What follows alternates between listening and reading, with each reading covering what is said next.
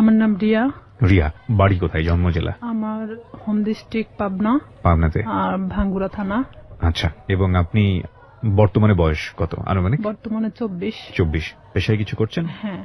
আচ্ছা, কি করছেন? আমি এখন বর্তমানে পুলিশ ডিপার্টমেন্টে আছি। পুলিশ ডিপার্টমেন্টে আছেন, ঠিক আছে, বলুন। আমার শুরু থেকে মনে আছে আর কি, যেখান থেকে আমরা ওইভাবে খুব একটা ধনী ফ্যামিলিও না, আবার খুব একটা যে গরিব ফ্যামিলি সেটাও না। আমার দুটা মা, আমার বড় মা মারা যাওয়ার পরে আমার মা। জি। তো সেখানে আমার ওই ঘরের 2 বোন আছে। জি। আমরা 1 ভাই 3 বোন, এই যে আমরা সর্বমোট 6 জন। আমার যে মা মারা গেছে সে অনেক ছোট রেখে, বাচ্চাদের রেখে মারা যায়। তো সেখানে আমার মাই তাদেরকে লালন পালন করে। আমরা কখনো বুঝতে পারি নাই যে তারা আমার সৎ বোন। এভাবে এখনো আমাদের এই ফ্যামিলিটা এভাবেই আছে। আমার বাবা কি করতেন? আমার বাবা কৃষক। আমরা যখন ছোট ছিলাম তখন আমার বাবা রিক্সাও চালাতো। তো সেখানে আমরা সার্ভিস লাইফে 3 জন আছি, আমি, আমার ছোট বোন আর আমার ভাই। 3 জনই আমরা পুলিশ ডিপার্টমেন্টে আছি। আমি বলি গর্বের বিষয় যে আমার বাবা একজন কৃষক কিংবা রিক্সা চালক হিসাবে আমাদেরকে যেখানে নিয়ে আসছে, এটা অনেক বড় বিষয়। নিশ্চয়ই। আমার বাবা অন্যের জমি চাষ করত, অন্যের জমি লিজ নিত, বর্গা নিত, নিয়ে চাষ করে আমাদের জীবনটা এভাবেই চলতো। কিন্তু কখনো আমরা যে 5 বোন 1 ভাই, আমার বাবা কখনো অন্যের কাছে হাত পাততে দেয়নি। আমরা যতটুকুন পাইতাম, কখনো আমরা বুঝি নাই অভাবটা, কারণ আমাদের বুঝতে দিত না। ঈদের সময় আসলে আমাদেরকে সবাইকে যেভাবেই হোক না কেন ড্রেস দিত। দেখা যেত আমার যে বড় বোন ছিল তাকে ড্রেস দিতেই হবে। তো আমি না এরকম আগে থেকেই ভাবতাম, আমার বাবা তো আসলে একজন কৃষক, সে আমাকে ঈদে দিলে পরের ঈদে হয়তো অন্যজনকে দিবে। কিন্তু আমার বড় বোনের মধ্যে এটা ছিল না। কিন্তু ও মানুষ হিসেবে খুব ভালো একটা মানুষ। কিন্তু সেখানে আমার ভাই তো বড় ছিল, আমাদের 3 বোনের বড় ছিল। ভাই তো ইচ্ছা করলে কিছু করতে পারতো, কিন্তু সে একটা অন্যরকম কোয়ালিটির। তার সাথে কখনো কথা বলা যেত না, রাগান্বিত, সে যেটা ভাববে সেটাই। তো এরকম দেখা গেল যে সে যখন এসএসসি পরীক্ষা দেওয়ার পরে সে ফেল করে, কারণ অন্যরকম বন্ধু বান্ধবের সাথে মিশতো, বিভিন্ন করতো। তো বাবা অনেক করতো যে আমার তো একটাই ছেলে আর ভবিষ্যৎ প্রজন্ম তো আমার এটাই। আমার বাবা দেখা যেত আমার ওই 2টা বোনকে বিয়ে দিয়ে দিছে, আমার বড় মায়ের, আর আমার বোন যেটা বড় তাকেও বিয়ে দিয়ে দেয়। তো দেখে আমার চাচা কিংবা আমার ফুপারা সবাই মিলে ভালো ভালো দেখে বিয়ে দিছে। দেওয়ার পরে তো এখন থাকলাম আমি। আপনার বয়স কত তখন? তখন আমার বয়স 13 বছর। আচ্ছা। তখন দেখা যায় তো বিভিন্ন সময় আমাকে বিভিন্ন ছেলেরা দেখতে আসতো, কিন্তু এটা আমি পছন্দ করতাম না। আমার চিন্তা ভাবনা ছিল পড়াশোনা করব, আমি নিজের পায়ে নাও দাঁড়ালে আমি একটা ম্যাচিউরড হওয়ার পরে বিয়ে করব, এরকম আমার চিন্তা ভাবনা ছিল। তো সেখানে দেখা যাচ্ছে যে আমার চাচা চাচিরা যারা আছে আমাদেরকে নিয়ে অনেক রকম কথা বলতো, কারণ তাদের 2 ছেলে 2 মেয়ে, 2 ছেলেই শিক্ষিত, 2টা মেয়ে শিক্ষিত। তো সেখানে তাদের চেয়ে আমরা একটু হলেও নিম ছিলাম, কারণ আমার বাবা যখন ছোট ছিল তখন আমার চাচাকে সেই বিয়ে পর্যন্ত সেই পড়াইছে। আমার বাবা ছোট ছিল তারপরও তাকে পড়াইছে আমার বাবা। তো সেখানে আমার ভাইকেও অনেক বোঝানো হয়, সে পড়াশোনা বাদ দিয়ে দেয় অলরেডি, যা তার ভালো লাগে না। যে ভালো লাগে না তুমি কিছু একটা করো, আমার বাবার কথা যে কিছু একটা করো, কারণ তোমাকে আমি কত বছর বসায় রাখে খাওয়াবো। আমার ভাই বলে যে আমি কিছু করতে পারবো না, সে একদম চাচাছুলা কথা বলে, বিভিন্ন সময় মাকে মারতে যায়, এক কথায় যে সে অন্যরকম একটা কোয়ালিটির মানুষ। সবার বড় ছিল উনি। হ্যাঁ, উনি কাজ করছে, এগুলো করে, বন্ধু বান্ধবের সাথে মেশে। ও যেখানে 16-17 বছর বয়স, আর ও যাদের সাথে মিশতেছে তাদের 25-26 বছর বয়স। আইসে দেখা যেত কেউ কথা বললে তারাই মারতো ধরে। যেহেতু আমরা ছোট ছিলাম, আমার 5 বোনের মধ্যে আমি সবসময় রুখে দাঁড়াতাম। তো আমি বলতাম কেন তুমি মাকে মারতে যাবা, দোষটা তো তুমি করছো, তুমি পড়াশোনা করো না, তুমি বন্ধু বান্ধব নিয়ে আড্ডা দাও। তার কথা যে আমি কেন এই কথাগুলো বলবো, তার ইচ্ছা বাবা থেকে টাকা যাচ্ছে ওকে দিতে হবে। নেশা করতো না, কিন্তু তাস খেলতো, এটা খেলতো, সেটা খেলতো। আমার বাবা যখন দিত না তখন দেখা যেত যে ও বিভিন্ন সময় মাঠ থেকে নিয়ে যেত, মাকে জোরপূর্বক ভাবে মাঠ থেকে কারাছেড়া করে নিত, এরকম। তো এই সময়টা কি আপনি লেখাপড়া করছিলেন নাকি? লেখাপড়া আমি তখন স্টাডিং রানিং এ আছি। কোন ক্লাসে পড়ছিলেন তখন? আমি তখন 6-7 এ পড়ছেন। আচ্ছা। আমার ভাই প্রতিনিয়ত আমাকে দেখতে পারে না, ও যদি খাইতে বসে সেখানে যদি আমি যাই ও ওখান থেকে উঠে চলে যাচ্ছে, কিংবা ভাতের প্লেটটা আর যদি ফেলে দিল। আমি যদি কারোর সাথে কথা বলি, দেখা যাচ্ছে সেটা নিয়ে এসে বাড়িতে তিলকে তাল বানানো হচ্ছে। মানে বিভিন্ন, যেটা ধর্তব্য তুল্যের মধ্যে বলাই চলে না। অলওয়েজ সময় মানে আমার দোষটা খুঁজে বেড়াতো, কারণ আমি সবসময় প্রতিবাদী ছিলাম। আমি আমার বাবার পক্ষে ছিলাম, আমার মার পক্ষে ছিলাম। আমার বাবা যখন কৃষক, উনি যখন মাঠে কাজ করত, আমি হেল্প করতাম। বর্ষার শেষে আপনার রসুন, পেঁয়াজ এগুলো অনেক কিছু গাড়া হয়। তো সেই সময় আমি আমার বাবার সাথে গিয়ে আমি ওই পেঁয়াজ রসুনগুলো আমি গাড়তাম। মানে দিনের পর দিন এভাবে আমি জমিতে কাজ করতাম। জমিতে কাজ করতাম। তো এলাকার সবাই বলতো যে এটা যদি অমুকের মেয়ে না হয় ছেলে হতো, ভবিষ্যতে অনেক কাজ হতো। তবে আমি পুলিশ ডিপার্টমেন্টে আসার আগে থেকে আমার স্বপ্ন ছিল যে আমি পুলিশ ডিপার্টমেন্টে জব করব। এটা কেন আপনার স্বপ্ন ছিল? এটা জানি না কেন, নয় যে আমি ছোট থেকে অনেক লম্বা ছিলাম। গ্রামের মানুষ সবাই আমাকে সেনাবাহিনী বলে ডাকতো। তো সেখানে দেখা যেত আমার মধ্যে সেই সময় থেকেই একটা জিনিস কাজ করতো যে আমি একটা ডিফেন্সে জব করব। ডিফেন্সে জব করবেন? আচ্ছা। হ্যাঁ, এটা আমার মধ্যে ইচ্ছা ছিল তখন থেকেই। তো সেখানে আমি যখন বাবার দিকটা দেখতে গেলে আমার পড়াশোনার দিকটাকে একটু হলেও পিছিয়ে যেতে হয়। শুক্রবার সারাদিন আমি আমার বাবার সাথে কাজ করতাম। সে ধান নিয়ে আসতো, আমি তার বোঝা উঠায় দিতাম মাথায়, যে মানে অনেক দূরে, আমার বাড়ি ছেড়ে না হলে 1-1.5 কিলো দূরে। অথচ আমার ভাই কখনো কাজ করতো না। আমার 5 বোনের মধ্যে আমি মানে সবচেয়ে একজন প্রিয় মানুষ ছিলাম।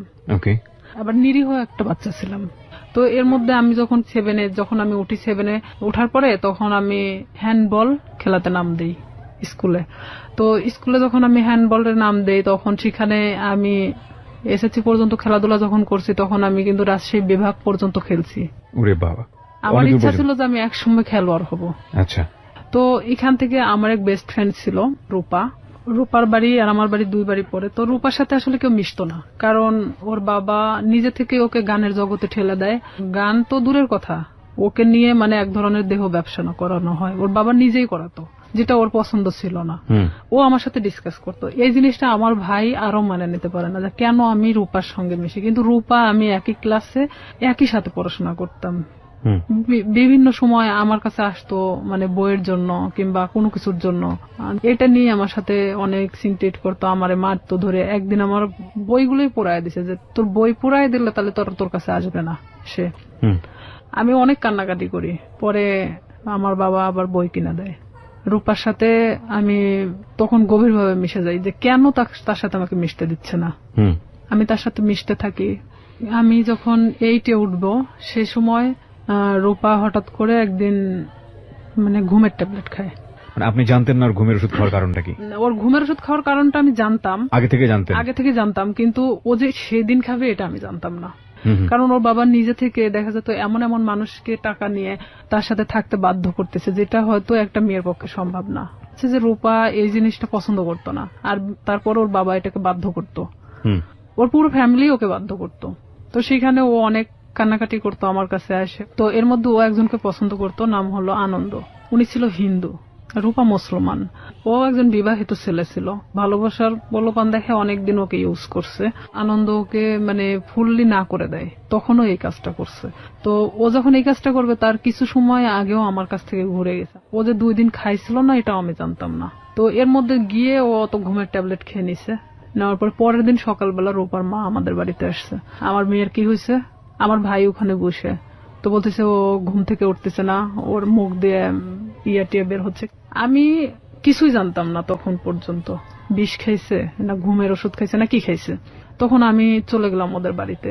যাওয়ার পরে দেখি যে হ্যাঁ, ওর মুখ দিয়ে অনেক গুলটানি বেরোচ্ছে। তখন আমি ওকে অনেক জাগানোর চেষ্টা করি, তো জাগে না। পরে আমি জানতামও না যে ও কি খাইছে। তখন ভাবতেছি যে কে আসলে হসপিটালে নিয়ে যাওয়া উচিত। ওর মা, ওর বাবা কি করলো, ওকে উঠায় রাস্তায় ফেলে দিয়ে গেল, যে তোর বেস্ট ফ্রেন্ড মারা গেলে তুই দায়ী। তখন আমার ভাই তো আমার ওখানে খুব মারলো। আমার বাবা আমাকে কখনো গায়ে হাত তোলেনি। আমার বাবা অনেক বকাঝকা দিল, গাল দিল, যে কেন অনেকবার নিষেধ করা হয়েছে ওর সাথে মিশতে, কেন মিশলা। তখন আমি এটাও ভাবতেছিলাম যে আসলে আমার ভুল ছিল, কারণ সে কখন কি করে বসবে, তার লাইফে তো এতটাও ভালো মুহূর্ত নাই। তো ওই মুহূর্তের জন্য ভাবতেছিলাম। তো আবার এটাও ভাবতেছিলাম, কোন মানুষের তো জীবনের কারোর সাথে ডিসকাস করা দরকার, সে নাই আমাকেই বেছে নিয়েছিল। এখন আমি অনেক কান্নাকাটি আমি নিজে থেকেও করলাম, যেহেতু আমার ভাই আমাকে মারছে। কোন ক্লাসে তখন আপনি? আমি ক্লাস তখন 8-এ। ক্লাস 8-এ, ওকে। তখন আমি অনেক কান্নাকাটি করার পরে তখন তারপরেও আমি ওকে ছাড়তেছি না, যে ও যদি মারা যায় তাহলে তো এটা তো আমার প্রবলেম হয়ে যাবে। তো আমি আমার বাবাকে অনেক রিকোয়েস্ট করলাম, চলো আমাদের বাড়িতে নিয়ে যাই। এলাকার কিছু ডাক্তার আছে যে ওই যে সাইকেলে করে ডাক্তারি করে বেড়ায়, তো ওনাকে নিয়ে আসা হলো। তখন উনি বলতেছে যে আসলে ওকে হসপিটালে ভর্তি করা উচিত, ওকে এখানে রাখলে মারা যেতে পারে। তখন আমরা নিজে থেকে তাকে হসপিটালে ভর্তি করি। তার 3 দিন পরে সে একটু স্বাভাবিক হয়। তখন আমি ওকে ওখানেই জিজ্ঞেস করি, রূপা কেন তুমি এটা করছো, আর তোমার জন্য তোমার ফ্যামিলি আমাকে হ্যারেস করতেছে। রূপা ও তো তখন খুব একটা ভালো কথা বলতে পারতো না। রূপা বলতেছে যে কেন আমাকে এই ধরনের কাজ করাতে বাধ্য করা হয়। তো এখানে এলাকার লোকজনও ওনাদেরকে এক ঘরে করে রাখছিল। যে লোকটার সাথে এটা করা হয়েছিল সে লোকটা এসে ওর বাবার চাপ দিছিল টাকার জন্য, যে যেহেতু তার মেয়ে এটা করবে না তাহলে তো 10,000 টাকা নিছে, টাকাটা তো ফেরত দিতে হবে। ও যখন ঘুমের ট্যাবলেটটা খাইছে, খাওয়ার আগে অনেক মারা হয়েছিল, পুরো শরীরটা ফাটানো ছিল। পরে ও আমাকে বললো যে দেখ আমাকে এভাবে মারছে, আমি কেন বাইসে থাকবো। আর তা আমি ওকে ডিরেক্টলি এভাবে বললাম যে তুই ঘুমের ট্যাবলেট কেন খালি, তুই তো বাইসে আছিস, পারলে মারা যাতিস, তো এভাবে বেঁচে থাকার সে মারা যাওয়াটা অনেক ভালো না। তো ওরা হলো 2 বোন, সেখানে আমার বাবা যদি 5টা মেয়েকে পালতে পারে, সে কেন 2টা মেয়েকে পালতে পারবে না। তার বাবার জমি আছে, কিন্তু আমার বাবার তো কোনো জমি নাই। তাকে আমি এই কথাগুলো বোঝাতে থাকি যে রূপা দেখো তুমি নিজে থেকে এখন নিজেকে দাঁড়ানো শেখো। তো সেখানে রূপা বাড়িতে আসে, ও ওখান থেকে চলে যাওয়ার সিদ্ধান্ত নেয়, যেখানে ইচ্ছা চলে যাবে। তখন আমি বলি না, এটা অসম্ভব। আমার মাও বলে যে আমার মেয়েকে যেখানে জড়ানো হয়েছে সেখানে তো তুমি এখান থেকে চলে গেলে তখন তারা আরো পেয়ে বসবে। তুমি তোমার বাড়িতে যাও, বাড়িতে যাওয়ার পরে সবার সামনে বলো যে আমি এই ফ্যামিলিতে থাকতে চাই না, তারপরে তুমি যেখানে ইচ্ছা চলে যাও। পরে তাকে আমরা বাড়িতে নিয়ে আসি। নিয়ে আসার পরে আমার বড় চাচা, তারপরে এলাকার কিছু লোকজন, চেয়ারম্যান নিয়ে তার বাড়িতে যাওয়া হয়। যাওয়ার পরে রূপা এক কথায় বলে যে আমি এগুলো করতে পারবো না, যার কারণে আমি সুসাইড করতে চাইছি। তো এখানে তো আসলে রিয়ার সাথে কোনো ইয়ে ছিল না, ও আমার সম্পর্কে জানতো এটাই।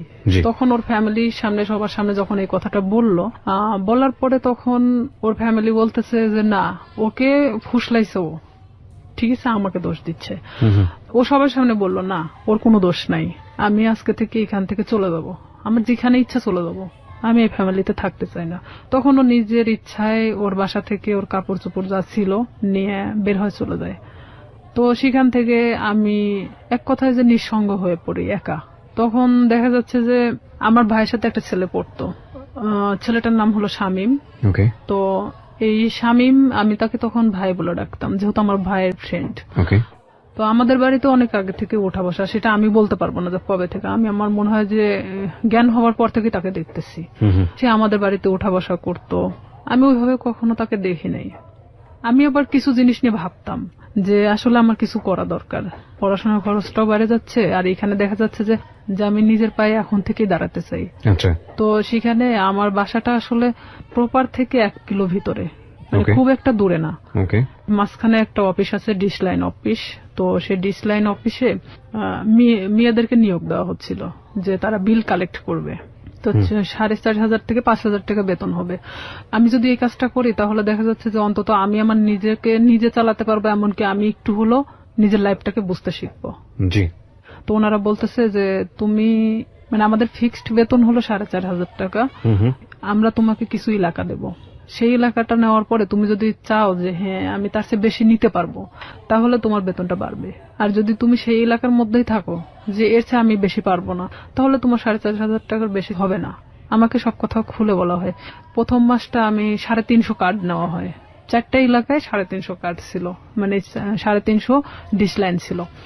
তখন আমার তো নিজের এলাকা, প্রপার থেকে আমার বাড়ি যতটুকুন দূরে এতটুকুনের মধ্যে সবকিছু। তো এক একটা বাড়িতে দেখা যাচ্ছে 2টা-3টা করেও ডিশ লাইন থাকে। তো 350 কার্ড খুব একটা বেশি জায়গা না। আমার ভাই এটা পছন্দ করতো না, কিন্তু আমার বাবা পছন্দ করতো। তো সেখানে আমি যখন এই কার্ড নিয়ে প্রথম বাড়ি বাড়ি যাই, তাদেরকে আমি বলে আসি যে দেখেন আমি তো প্রত্যেকদিন আসতে পারবো না, হয়তো একটা এলাকায় আমি 1 দিন করে ঢুকবো, আপনারা একটু টাকাটা রাইখে দিয়েন, বেশি তো না 100 টাকা করে রাইখে দিয়েন, আমি এসে নিয়ে যাব। তো আমি এভাবেই যখন বিল কালেক্ট করতে থাকি, আমার দেখা যেত যে মাসে 3 দিন বের হলেই হয়ে যেত। আমি ইচ্ছা করলে আরো মানে জায়গা নিতে পারি। ডিশ লাইনে আপনি মেয়ে হয়ে হয়ে বিল কালেক্ট করতেন, কোনো সমস্যা হতো না? আমাদের ওখানে সবাই মানে মেয়েরা করে সব কাজ। আচ্ছা আচ্ছা, ওকে, খুব ভালো তো। হ্যাঁ, তো আমি আমার স্কুল শেষ করে আমি যখন হাঁটে আসতাম ওই এলাকা দিয়ে, তখন আমি ওই বিল কালেক্ট করতে করতে চলে আসতাম।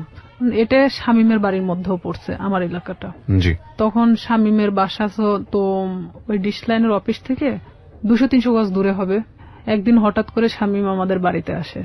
উনি কি মানে সম্পর্কে কি হতো আপনাদের? সম্পর্কে আমার ভাইয়ের বন্ধু। আপনার ভাইয়ের বন্ধু হতো? হ্যাঁ, ওইভাবে চিনা, কিন্তু আমি কখনো কথা বলতাম না। হঠাৎ যদি কথা বলতাম মানে ভাইয়া হিসাবে কথা বলতাম। সে আমার 10 বছরের সিনিয়র ছিল। উনি আমাকে একদিন এসে খোঁজ করে আমার মার কাছে। মাকে এসে বলতেছে যে রিয়া কোথায়? তো আমার মা বলতেছে ভিতরে আছে। এখন আমাকে ডাক দিল, আমি আসলাম। তো বলতেছে যে তোমার নাম্বারটা দেওয়া যাবে? তো বললাম কেন? আমার মার সামনে বলতেছে। তো বললাম কেন? তো বলতেছে যে আসলে আমার তো 2 মাসের বিল দেওয়া হয় নাই, তো আমি তো এই মাসেও দিতে পারবো না, তো যখন দিব তখন তোমাকে আমি ফোন দেবো। তো বললাম ঠিক আছে। যেহেতু ভাইয়ের বন্ধু, সেখানে তো আমি কখনো এ ধরনের কোনো কিছুই ভাবি নাই তাকে নিয়ে। আমাকে যেদিন নাম্বারটা নিয়ে গেছে তার পরের দিন রাত্রে ফোন দেয়। এটা হলো 2007 সালের ঘটনা। আমি তখন ক্লাস 8 এর শেষের দিকে। আমি ফোনটা রিসিভ করলাম। রিসিভ করার পরে সে কথা বললো না। আর আমি ওনার নাম্বারটা চিনতামও না। কথা বলে না। তো 2-3 বার আমি ফোনটা রিসিভ করলাম। রিসিভ করার পর তখন রাত 12টা বাজে। আর 2007 সালের ওদিকে 12টার পরে যে 25 পয়সা মিনিট ছিল, তো সেই সময় ও আমারে ফোন দিত। তো ফোন দিত, আমি কথা বলি যে কে কে এরকম বলতাম। আর তখন ওইভাবে আসলে ব্ল্যাক লিস্ট এটা সেটা বুঝতামও না। তো ওইভাবে তো ফোনটা ব্ল্যাক লিস্টও করতে পারতেছি না। এখন আমি তো বারবার বলতেছি কি আপনি কথা বলেন না কেন? তো হঠাৎ করে অন্য একটা নাম্বার থেকে ফোন দিছে। তো এখন বলতেছে রিয়া আমি শামীম। আমি বলতেছি কোন শামীম? তো বলতেছে যে তুমি আমাকে চেনো না? আমি বললাম না। তো আমি তখন বুঝতে পারছি যে শামীম বলতে তো উনি হবে। তো আমি বলতেছি না, আমি তো ঠিক চিনলাম না, আপনি কে? তো বলতেছে যে আমি তোমার ভাইয়ের বন্ধু। তো আমি বললাম হ্যাঁ বলেন। তো এত রাত্রে ফোন দিচ্ছেন কেন? তো বলতেছে যে তোমার সাথে আমার কিছু কথা ছিল। তা আমি বললাম ঠিক আছে বলেন, সমস্যা নেই। তো বলতেছে যে তোমারে কেউ একজন পছন্দ করে। তো আমি জানতাম, আমার এক ক্লাসমেট ছিল, ওর নাম ছিল হামিদুল। তো ও আমাকে এর আগে ঠিক 4-5 দিন আগে আমাকে মানে প্রপোজ করে, যেটা আমি অ্যাকসেপ্ট করি না। না করাতে তো আমি ভাবলাম যে ওরই বাড়ির পাশের, আবার ভাবলাম যে হয়তো ওকে ওই কথাটা বলছে যার কারণে আবার আমাকে এটা জানাচ্ছে। তো আমি বলতেছি আমি জানি যে কে। তো বলতেছে কে? তো বললাম হামিদুল। আমি ওকে পছন্দ করি না, ওকে নিষেধ করে দিন, ও যেন আমাকে এই ধরনের মানে প্রস্তাবনা না দেয়। তখন বলতেছে আমি তো এটা জানতাম না যে হামিদুল তোমাকে পছন্দ করে। তাই আমি বলতেছি তাহলে আপনি কার কথা বলতেছেন? তো বলতেছে যে আমি আমার নিজের কথাই বলছি। সে ডিরেক্টলি এভাবে বলতেছে যে আমি আমার নিজের কথাই বলতেছি। সে যখন এইভাবে বলতেছে যে আমি আমার নিজের কথা বললাম, তখন আমি এক মুহূর্তের জন্য চুপ হয়ে গেছি যে সে কি বলে, এটা কি আদৌ সম্ভব যে আমার ভাইয়ের বন্ধু, তারপরে আমার চেয়ে 10 বছরের সিনিয়র। তো আমি সেখানে না বলে দিই যেটা ভাই কখনোই সম্ভব না। কারণ আপনি বলা চলে যে এটা বড় ফ্যামিলির ছেলে, সেখানে আমি কিন্তু এটাতে রাজি না, আপনি অন্য কোথাও দেখতে পারেন। আমি ডিরেক্টলি ভাবে বলে দিলাম। কারণ তখন পর্যন্ত আমার মধ্যে ইচ্ছা ছিল যে আমি শুধুমাত্র বড়ই হব, নিজের লাইফে এমন কিছু করব যেটা হয়তো সবার কাছে আমি উঁচু গলায় বলতে পারবো যে আমি লাইফে এত কষ্টের পরেও এখানে এসে দাঁড়াইছি। তো সেখানে ওর সাথে আমি ওখানেই শেষ করে দেই কথা। শেষ করে দেওয়ার পর আমি ওকে বলি যে আপনি আমাকে কখনো ফোন দিবেন না, আর যদি ফোন দেন তাহলে কিন্তু আমার ভাইকে বলে দেব। তখনও বলে যে না, বলার দরকার নেই, আমি কখনো ফোন দিব না। পরে আমিও চুপচাপ থেকে যাই, যেহেতু এটা তার আর আমার মধ্যে কথা হয়ে গেছে, আর সে তো আমাকে ফোন দিবে না বলছে। তো পরে যখন ও তার 5 দিন পরে আমারে ফোন দেয়, আমি তখন একটা এলাকাতে ছিলাম, মানে বিলটা ওঠাচ্ছিলাম, সে সময় আমারে ফোন দিছে অন্য একটা নাম্বার থেকে। তার যে কতগুলো নাম্বার ছিল আমি নিজেও বলতে পারি না, তার অনেক নাম্বার ছিল। সে বিভিন্ন সময় বিভিন্ন নাম্বার থেকে আমাকে ফোন দিত। বিভিন্ন ছেলেদের সাথেও কথা বলাতো, মানে হঠাৎ করে একটা অন্য কণ্ঠ। আমি যখন মানে বলতেছি কি আপনি, এটা সেটা জিজ্ঞেস করতেছি, তখন দেখা যাচ্ছে যে আবার ও ফোনটা মানে নিচে নেওয়ার পরে বলতেছে আমি অমুক। তা আমি যখন বললাম যে আচ্ছা আপনি এরকম কেন করতেছেন আমার সাথে, পরে ও এটা নিয়ে বলতেছে যে আমি সিরিয়াস তোমাকে পছন্দ করি। তো আমি বললাম ঠিক আছে, পছন্দ যখন করেন এটা তো আসলে পছন্দের বিষয় হলো এমন একটা জিনিস থাকে, সেটা হলো যে কিছু জিনিস আছে যে সুন্দর, কিন্তু সেটা আমার জন্য না। ওকে। তো সেখানে আপনি একটা বড় লোক ফ্যামিলির ছেলে, আপনার সাথে সম্পর্ক হওয়াটা আমার জন্য অনেক ওই ছিঁড়া কাঁথায় শুয়ে লাখ টাকার স্বপ্ন দেখার মতো। এটা কখনোই সম্ভব না। পরেও আমাকে বলে যে না, আমি সত্যি সিরিয়াস বলতেছি, আমি তোমাকে খুব পছন্দ করি। পরে আমি পুরোপুরি সিম কার্ডটাই চেঞ্জ করে দিই, যে তার সাথে সম্পর্ক করা আমার মোটেও পসিবল ছিল না, এটা তো অসম্ভব একটা জিনিস। তখন সে আমাকে নেক্সট বার সে আমার সাথে মানে বাজারে দেখা হয় যখন, তখন আমারে বলতেছে রিয়া বিলটা নিয়ে আসিও। তো তখন আমি বলি যে এখানেই দিয়ে দেন, আমি তো এখানেই আছি, কার্ডটা আমার সঙ্গেই আছে, আপনি এখানেই দিয়ে দেন। তো বলতেছে না, আমার কাছে তো এখন টাকা নেই, বাসায় যাও, বাসায় যে নিয়ে আসো। তো আমি তো জানি বাসা তো এমন একটা জিনিস যেখানে সবাই থাকে, বাবা মা ভাই বোন সবাই তো আছে। ওকে। তখন ওনার 3 মাস পেন্ডিং ছিল, যে বিলটা উনি দিচ্ছিল না, ইচ্ছাকৃতভাবেই সে দিচ্ছিল না। পরে আমি যখন ওর বিলটা আনতে যাই, তো আমি এরকম দরজার সামনে, ওদের রুমটা হলো বেলকুনির সাথে যে দরজাটা আছে, এটা হলো ওর ঘরের রুম, মানে ঘরের যে দরজাটা এটা, আর ভিতর দিয়ে একটা দরজা আছে যেটাতে ওর মা বাবারা ওই পাশ দিয়ে বের হয় সবসময়, আর ও এই পাশ দিয়ে বের হয়। তো আমি তো এখানে গিয়ে দাঁড়াইছি, দাঁড়ানোর পরে আমি যখন নক করি ও বের হয়ে আসে। বের হয়ে আসার পরে তখন আমি কার্ডটা বের করে বললাম যে ভাই বিলটা দেন। তখন আমি জানতাম না ওর বাসায় লোক ছিল না। বিরতি নেব প্রিয় শ্রোতা। এই পর্যায়ে আমরা ছোট্ট একটা বিরতি নিচ্ছি, মাত্র 4 মিনিটের বিরতি। আপনারা শুনছেন close up presence hello 8920 ABC radio FM 89.2 তে। আমি আরজি কিবরিয়া রয়েছে আপনার সঙ্গে, এবং রিয়া আজকে তার জীবনের গল্প এখানে বলছে। রিয়াকে দেখার জন্য বা কোনো কমিউনিকেট করার জন্য, কিছু বলার জন্য আপনারা আসতে পারেন আমার ফেসবুক পেজে। ফেসবুকের ঠিকানা www.facebook.com/kibriya.rj। আমি আবারও বলছি www.facebook.com/KEBRIA.RJ। পেজটি আছে আরজে কিবরিয়া নামে। Please like this page. ফিরে আসছি ঠিক 4 মিনিট পর। আসলে এখানে আরেকটা বিষয় যে ওর 6 বোন, 6 বোনই প্রাইমারি স্কুলের টিচার। তো দেখা যায় যে 9টার পরে ওদের বাসা থেকে ওর মা ওর বাবা ছাড়া কেউ থাকে না, এটা আমি জানতাম আগে থেকে। তো ওর এক ভাই, মানে ওকে দিয়ে 2 ভাই, ওর ছোট যে সে হলো ঢাকাতে কোনো একটা এই কম্পিউটার সফটওয়্যার ইঞ্জিনিয়ার। তো ও ওখানে বাড়িতে তো থাকে না, এখন স্বামী শুধুমাত্র একমাত্র বাড়িতে থাকে। তো আমি তো জানি অবশ্যই ওর বাবা ওর মা তো বাড়িতে আছে, কারণ ওর বোনরা তো সবাই টিচার, সবাই যে যার মতো 9টার পরে বের হয়ে চলে যায়। তো এখানে আমি তো গেছি তখন 11:30 বাজে। সেদিন আমি স্কুলে যাইনি, না যাওয়া তো ওখানে গেছি। যাওয়ার পরে এখন আমি ওর যখন ঘরে নক করি, দরজায় নক করার পর ও বের হয়ে আসে, মানে দরজার ওই ভিতর পারে আর আমি বাহির পারে দাঁড়িয়ে। তো আমি কার্ডটা তো হাতে আমার আছেই বের করানো, আমি তখন কার্ডটা ওনাকে দেখে বলি যে আপনি তো 3 মাস পেন্ডিং আছে, তো আপনি বিলটা যদি দিতেন ভালো হতো, আর না হলে ডিসলাইন মানে ডিসকানেক্ট করা হবে। তো এখন ও বলতেছে ঠিক আছে আমি টাকাটা নিয়ে আসতেছি। ভিতরে গেল, ভিতরে যাওয়ার পরে বের হয়ে আসলো, বের হয়ে আসার পরে আমাকে বলছে দাও কার্ডটা দাও, মানে ওখানে সিগনেচার করা হয়। তো কার্ডটা নিয়েও ভিতরে চলে গেল।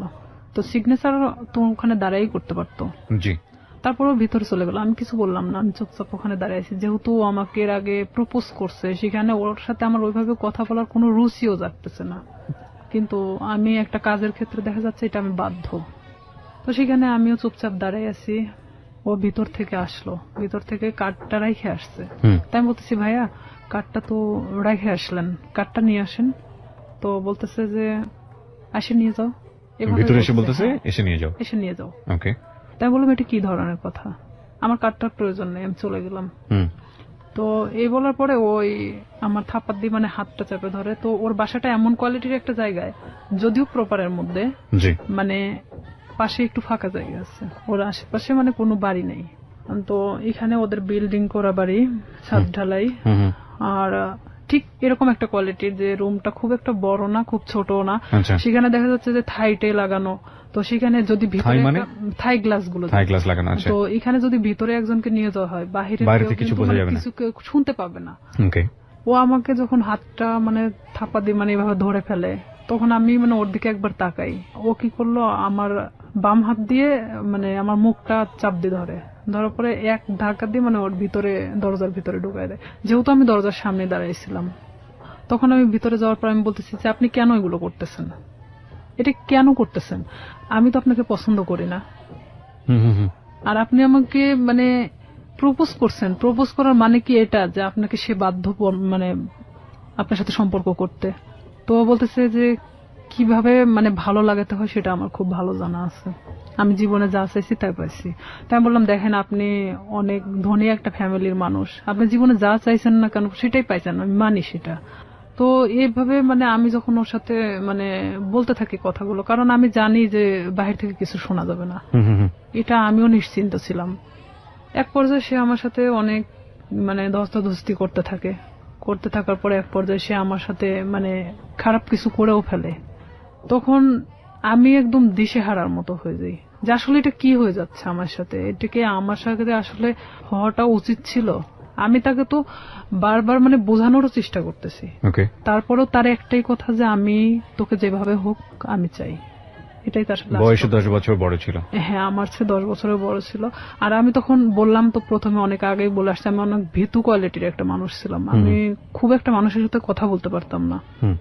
আমি যে ডিসলাইনের কাজটা করতাম এখানেও দেখা যেত আমি অনেকের সাথে কথা বলতাম না, যাইতাম আমি কার্ডটা বের করে দিতাম, তারা টাকাটা দিত, আমি নিয়ে চলে আসতাম, এরকমই। কারণ তারা টাকাটা দিতে বাধ্য। সে যখন জোরপূর্বক ভাবে আমাকে রেপ করা হয় এক কথায়, তো কমপ্লিটলি রেপ। হ্যাঁ, তো সেখানে আমি একদম দিশেহারার মতো চুপচাপ, এক পর্যায়ে যে আমি নিস্তেজ, এতক্ষণ যে আমি ধস্তাধস্তিটা করতেছিলাম তখন সেই মুহূর্তের জন্য আমি নিস্তেজ হয়ে গেছি। মানে আমি এক কথা বলা চলে আমার শরীরে কোনো শক্তি নেই, যে আমি যে কি কথা বলবো এখন, আমার ভাষা জ্ঞান মানে সবকিছু শেষ সেখানেই। তো ওখান থেকে আমি কোনো রকম বের হয়ে চলে আসি। বের হয়ে চলে আসার পরে আমি আমার ব্যাগটা আনতে ভুলে যাই, কারণ আমি যে কিভাবে চলে আসছি সেটা নিজেও জানেন না। আমার মনে হয় যে আমি নিজেও আসলে বলতে পারবো না যে আমি কিভাবে ওখান থেকে আসছিলাম, তবে আমার এটাই মনে হয় যে আমি কোনো না কোনো ভাবে বের হয়ে চলে আসছিলাম। তো সেই মুহূর্তে ও আমাকে আটকে রাখার চেষ্টাও করে নাই, আর আমি বের হয়ে চলে আসছি। ও শুধু দরজাটা খুলে দিয়েছে, আমি বের হয়ে আসছি, এটুকুনি। কিন্তু ওখানে যে আমার ব্যাগটা রয়ে গেছে, আমার কার্ডগুলো রয়ে গেছে, মানে এরকম কোনো জ্ঞান আমার মধ্যে ছিল না, কারণ এরকম শট আমি কখনো খাইনি যেটা ওই মুহূর্তের জন্য পাইছি। তখন আমি বাড়িতে চলে আসি ডিরেক্টলি। বাড়িতে আসার পরে আমার মা জিজ্ঞেস করে তোর ব্যাগ কোথায়? তো এখানে আরো একটা কথা, আমি আরেকজনের সাথে মিশতাম, সে আমার সম্পর্কে ভাগ্নি হয়, সাথী নাম। সে অবশ্য 2013 সালে সুসাইড করছে, মারা গেছে সে। সাথীদের বাড়িতে আমি উঠা বসা করতাম মাঝে মধ্যেই। তো আমি মারা এভাবে বলতেছি, মা আমি মনে হয় সাথীদের বাড়িতে রেখে আসছি, কিন্তু আমি কিন্তু শিওর না, আমি এমনি তাকে বোঝানোর জন্য যে আমি সাথীদের ওখানে মনে হয় ব্যাগটা রেখে চলে আসছি। তাই আমার মা কিছু বললো না, কারণ সাথীদের বাড়ি আমার বাড়ি থেকে 5-6 বাড়ি দূরে। তো সেখানে মা আমাকে আর কোনো কথা বললো না, আমি আমার রুমে চলে যাই। আমি একা এক ঘরে থাকতাম। আচ্ছা। তো আমি আমার রুমে ঢোকার পরে চুপচাপ একা একা কান্না করি, কারণ আমি এই কথাগুলো আমি কারোকে বলতেও পারতেছি না, কারণ এটা সম্ভব না। এখনকার লাইফে হয়তো সম্ভব, কারণ এখন আমরা অনেকটাই বুঝতে শিখছি, অনেকটা প্রতিবাদী হওয়া শিখছি, কিন্তু আজ থেকে 2007 সাল মানে অনেকটা দূরে ছিল। আর তখন গ্রামের মানুষ মানে এগুলো নিয়ে অনেক ভয় পেত, যে আমার সাথে ঘটে যাওয়া ঘটনা যদি আমি কারোকে প্রকাশ করি লাইফে আমারই অনেক ক্ষতি হবে, দেখা যাবে আমাকে অনেকেই বলবে যে রেপিস্ট একটা মেয়ে, এ ধরনের ইঙ্গিত করবে। যার কারণে আমি চুপচাপ মানে কোনো কথা না বলে কারোকে বলিনি, আমি সব নিজের মধ্যে রাখি। এভাবে যখন আমি নিজের মধ্যে রাখি, শামীম আমাকে বারবার ফোন দেয়, আমি ফোনটা রিসিভ করি না। রিসিভ না করাতে ও আমাকে প্রায় আমাদের এলাকায় এসে দাঁড়ায় থাকতো। আপনি এই যে এত বড় একটা ঘটনা ঘটে গেল, এরপরে আপনি কোথাও বিষয়টা শেয়ার করেননি কারোর সঙ্গে? কাউকে কিছু বলেননি? কারণ আমি তো আসলে ভাবতেছিলাম যে আমি এই কথাটা কিভাবে বলবো, যাকেই বলবো না কেন এটা তো বার্গেনিং হয়ে যাবে আর পুরো এলাকা ছাড়াই যাবে। তখন আমি কিভাবে মানুষের সামনে মুখ দেখাবো? আমার তো সুসাইড ছাড়া তো উপায় ছিল না তখন, কারণ এটা মানে একটা গ্রাম্য মেয়ের কাছে যে কতটা লজ্জাজনক। কিন্তু আমি তো একটা গ্রামে বড় হয়েছি, সেখানে আমার কাছে অনেকটাই কষ্টের জনক ছিল, কারণ সেখানে দেখা যাচ্ছে যে আপনি কিছু নাও করলে আপনার কোনো একটা ব্যাড সাইড নিয়ে তারা সবসময় গবেষণা করে। আর এটা তো অনেক একটা বড় বিষয় ছিল।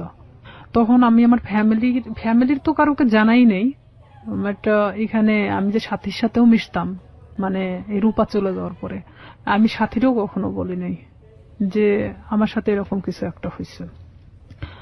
পরে এটা যখন ঠিক 1.5 মাস পর আমি কেন জানি বুঝতে পারি যে আমার মধ্যে কোনো একটা পরিবর্তন হচ্ছে। পরিবর্তনটা এরকম, হয়তো আমার কোনো কিছু ভালো লাগে না, খাইতে মন চায় না, উঠতে মন চায় না, বসতে মন চায় না, মানে আমি একটা অন্যরকম জিনিস ফিল করতেছি যে শরীরের ভিতরে। হ্যাঁ, যেটা এক কথায় যে আমি ঘুমাইলে উঠতে পারি না, মানে খালি ঘুমাতেই মন চায়। তারপরে আমার মা জিজ্ঞেস করতো যে তুই এরকম তো ছিলি না, খাওয়া দাওয়া বন্ধ, মানে কেমন একটা অন্যরকম। তাই আমি বলতাম যে আমি তো অনেক হাঁটাহাঁটি করি, যার কারণে আমার না ঘুমালে আর উঠতে মন চায় না, আমি বুঝতে দেয় না। পরে এইভাবে যখন আমার মা তো ওইভাবে আসলে কখনো ফোর্স করে না, কারণ তারা জানতো যে এরকম কোনো কিছু কখনো হবে না। তখন আমার বড় বোন আমারে অনেকবার জিজ্ঞেস করে যে কি হয়েছে তোর, তুই একা একা থাকিস, কথা বলিস না কারোর সাথে, তো সমস্যাটা কি? বলে না কিছু সমস্যা নাই, এদিকে পড়াশোনা তো সামনে, তো এসএসসি পরীক্ষা, আবার এদিকে তো আমি যে কাজটা ধরছি আমার মনে হয় না যে আমি কাজটা করতে পারবো। কারণ আমি তখন একটা জিনিস ভাবতেছিলাম যে আমি আজ বড় হতে গিয়ে অনেক ছোট হয়ে গেছি, এটাই ভাবতেছিলাম। এরপরেও আপনাকে ফোন দিয়ে বারবার ডিস্টার্ব করতো, চাইতো? হ্যাঁ, সে বারবার আমাকে ফোন দিত, ফোন দিয়ে বলতো যে তুই কেন ফোনটা রিসিভ করিস না, এতবার ফোন দেওয়ার পর কেন রিসিভ করিস না, তুই তো গাড়ি করেই বলতো। আমি বলতাম দেখেন আপনি আমাকে কেন এরকম করতেছেন, এটা করার মানেটা কি, যা হবার তা তো হয়ে গেছে, আপনি তো একটা মেয়েকে ভোগ করার দরকার ছিল, করছেন। আমি এভাবেই বলি তাকে, তাহলে আর কি দরকার? তো সে আমাকে বলে না, কিন্তু আপনাকে আমার এই প্রশ্নটা আবারও করতে হবে, এত বড় একটা ঘটনা ঘটে যাবার পরে আপনি বাসায় শেয়ার করলেন না কেন, কাউকে জানালেন না কেন? শেয়ার করিনি আসলে, এটা আমি অনেকটা ভীত ছিলাম, যেহেতু আমার ভাই পূর্বে থেকে আমার সাথে ভালো সম্পর্ক না। এখানে যদি আমি শেয়ার করি দেখা যাচ্ছে যে অনেকটা আমার দিকেই গড়াবে। আচ্ছা, এটাও একটা বিষয় ছিল। আর একটা কথা যে সমাজ, যেটা মানুষ হয়তো আমাকে খারাপ ইন্ডিকেট করবে যে মেয়েটা এরকম হয়েছে, হয়তো আমার প্রফেশনাল লাইফে আমি যেটা হতে চাচ্ছি সেখানে আমি আমার লাইফ নিয়ে সবসময় বেশি ভাবতাম। আমাদের সোসাইটিটাই ফরচুনেটলি আর আনফরচুনেটলি এরকমই, আমরা কোনো ঘটনা ঘটে গেলে সেটা নিয়ে যতটা কেওয়াস তৈরি করি, কেউ কখনো ভেতরে যাওয়ার চেষ্টা করি না। এবং সেটার রিফ্লেকশন ইদানিং ফেসবুকে এত বেশি দেখা যায় যে সামটাইমস উই ফিল অ্যাশেমড, লজ্জিত হই। আমাদের আসলে প্রত্যেকটা জিনিসই একটা জিনিস কি, আমরা যে কথাটা বলি, আমরা যে কাজটা করি বা যাই করি না কেন, সেটা কিন্তু শুধুমাত্র আমি না, আমার ফ্যামিলি, আমার বেড়ে ওঠা, আমার সবকিছুকে ফোকাস করে। আর কোন একটা মানুষের কোন পার্টিকুলার বিষয় ধরে সে বিষয়টা নিয়ে নাড়াচাড়া করা, কাউকে খুব সোজাভাবে মন্তব্য করে দেয়া, বিশেষ করে এই যে রেপের মতো ঘটনাটা, যেটা হলে আমাদের সমাজে সবসময় মেয়েদের দিকে আঙ্গুল তোলা হয়, ভিকটিমের দিকে আঙ্গুল তোলা হয়। এবং দেখবেন যে পত্রপত্রিকায় যখন সংবাদ আসে, আমরা আমাদের সামাজিকতার কথা ভেবে ওই মেয়েটাকে আমরা সামনে আনি না, ফোকাস করি না, তার ছবি প্রকাশ করি না। কেন করি না এই কারণে সামাজিকতায় সমস্যা হবে। তার মানে আমাদের সামাজিকতা কতটা দুর্বল। একজন মানুষ, আমি সম্ভবত ইন্ডিয়াতে এরকম একটা কেস আমি দেখেছিলাম যে সে রেপড হয়েছিল এবং সে ভিকটিম বলতেছিল যে আমি কোথাও ফেস লুকাবো না, আমি টেলিভিশনে গিয়ে সাক্ষাৎকার দেবো, আমি বলবো আমার সঙ্গে এটা হয়েছে ওটা হয়েছে। আমি কেন ফেস লুকাবো, আমি তো কোনো অপরাধ করিনি। আমি বলছি না যে ইন্ডিয়ার সমাজ আমাদের চাইতে অনেক বেশি অ্যাডভান্স, বাট তার চিন্তা ভাবনাটা অনেক বেশি অ্যাডভান্স ছিল। কিন্তু বড় কথা হচ্ছে সে এতটা সাহসী পদক্ষেপ নিয়েছে, ঠিক আছে, কিন্তু এই সাহসী পদক্ষেপ কি সমাজ ভালোভাবে দেখেছে? এবং দেখে না বলেই আমরা যে মেয়েটি রেপ হয় তাকে আমরা ফোকাস করি না এবং করতে পারি না। সো যেটা বলছিলেন আপনি, তারপরে যখন আপনি যে জায়গাটায় ছিলেন যে আপনি ফ্যামিলির কাউকে বিষয়টা শেয়ার করেননি এবং আপনি শরীরের মধ্যে একটা চেঞ্জ পাচ্ছিলেন, ঘুমাচ্ছেন তো ঘুমাচ্ছিলাম। আবার আরেকটা কথা যে আমি আমার প্রফেশনাল লাইফটাকে নিয়ে বেশি ভাবতেছিলাম। এটা আমার ছোট থেকে স্বপ্ন ছিল পুলিশ হওয়ার। আর আমি এটা জানতাম যে কোনো মেয়ে যদি বিবাহিত কিংবা এরকম কোনো তার ঘটনা থেকে থাকে তাহলে সে কখনো পুলিশ ডিপার্টমেন্টে ঢুকতে পারবে না। বিশেষ করে আমি তো কখনো আসলে শামীমকে পছন্দ করতাম না, সে আমার সাথে যেটাই করুক না কেন। আমি ভাবছিলাম যে সাবজেক্টটা ওখানেই ক্লোজ, আমি নিজে থেকে ওখানে শেষ করে দিছি। কারণ আমার সুসাইড করার কোনো ইচ্ছা ছিল না। আমি কারোর কাছে রেপ হয়েছি তার মানে এই নয় যে আমি হারে গেছি, এটা আমার মধ্যে ছিল না যে আমি সুসাইড করব। আমি কখনো হারতে শিখি নাই, যেখানেই গেছি না কেন আমি যদি কষ্ট করে হলো সেটাকে আমি অর্জন করছি। তো সেখানে দেখা যাচ্ছে আমি আমার চেঞ্জের বিষয়টা, যে আমি নিজের মধ্যে মানে কোনো কিছু ফিল করতেছি যে আমি খাওয়া দাওয়া এটা সেটা আমার খুব প্রবলেম হচ্ছে, তখন আমি নিজে নিজেই মানে এটা নিয়ে ভাবতে থাকি। তখন কেন জানি মনে হয় যে আচ্ছা শামীম তোমার সাথে এটা করছে, আর আমি আসলে প্রেগনেন্ট বিষয়টা বুঝতাম না তখনও, যে কিভাবে এটা মানে প্রেগনেন্ট হয়। জি। তখন আমি আমার পাশের বাড়ির এক ভাবিরে জিজ্ঞেস করি, আচ্ছা মানে কথায় কথায়, তার সাথে আমি অনেক ফ্রি ছিলাম, জিজ্ঞেস করি যে ভাবি আমি তো অনেক কিছুতেই আসলে জানার চেষ্টা করি, তো আসলে একটা মেয়ে প্রেগনেন্ট হয় কিভাবে? তো বলতেছে বিয়ে কর তারপর বুঝবি। আমাদের সে হাসতে হাসতে এই কথা বললো। তো বললাম যে আপনি তো ভাবি, তো আপনি না বললে আমরা শিখবো কোত্থেকে? আমি আবার তাকে হাসতে হাসতে এই কথাটা বলি। তো বলতেছে যে এরকম মানে মেয়েদের তো প্রত্যেক মাসে যে ইয়াটা হয়, এটা যদি দেখা যাচ্ছে যে কারোর সাথে মানে তার হাজবেন্ডের সাথে মেলামেশা করার পরে যদি না হয় তাহলে সে প্রেগনেন্ট। তখন আমি যখন ওখান থেকে এই কথাটা শুনছি, আপনি বিশ্বাস করবেন না, আমি মনে হয় এক মুহূর্তের জন্য এই পৃথিবী ছেড়ে চলে গেছি। যা আমিও তো ঠিক 1.5 মাস হলো এরকম অবস্থাতে আসছি, আমারও তো এটা হয়নি, তার মানে কি আমি প্রেগনেন্ট? এটা আমি এখন কিভাবে এটাকে লুকাবো? কারণ এতক্ষণ পর্যন্ত যা ঘটে গেছিল সেটা লুকানো সম্ভব ছিল, বাট এটা এখন আমি কিভাবে লুকাবো? এটা কি আদৌ সম্ভব? আর তখন এক মুহূর্তের জন্য মনে হচ্ছিল যে আমার চেহারার মধ্যে একটা অন্যরকম ছাপ নামে আসে। তখন আমার ওই ভাবি বলতেছে তোর কি হয়েছে? আমি বললাম না আসলে শরীরটা কয়েকদিন ধরে ভালো লাগতেছে না, অটোমেটিক কেন জানি মনে হচ্ছে প্রেশারটা নামে গেছে। তো আমি তো ওখানে বসে পড়ি, প্রায় আমি আধা ঘন্টার মতো বসে মানে নিজে নিজে ভাবতে থাকি। আর আমার শরীরটা এত ঘামতেছিল, মানে এক কথায় যে আমি মৃত মানুষের মতো বসে আছি। তো তখন ভাবি যে এটাকে আমি কিভাবে সমাধান করব, আমি কিভাবে আমার ফ্যামিলিকে বলবো এখন, যেটা 1.5 মাস আগে ঘটে যাওয়া ঘটনা। আর এর মধ্যে কন্টিনিউ ও আমার সাথে এরকম যোগাযোগ রাখার চেষ্টা করে, কিন্তু আমি রাখি না।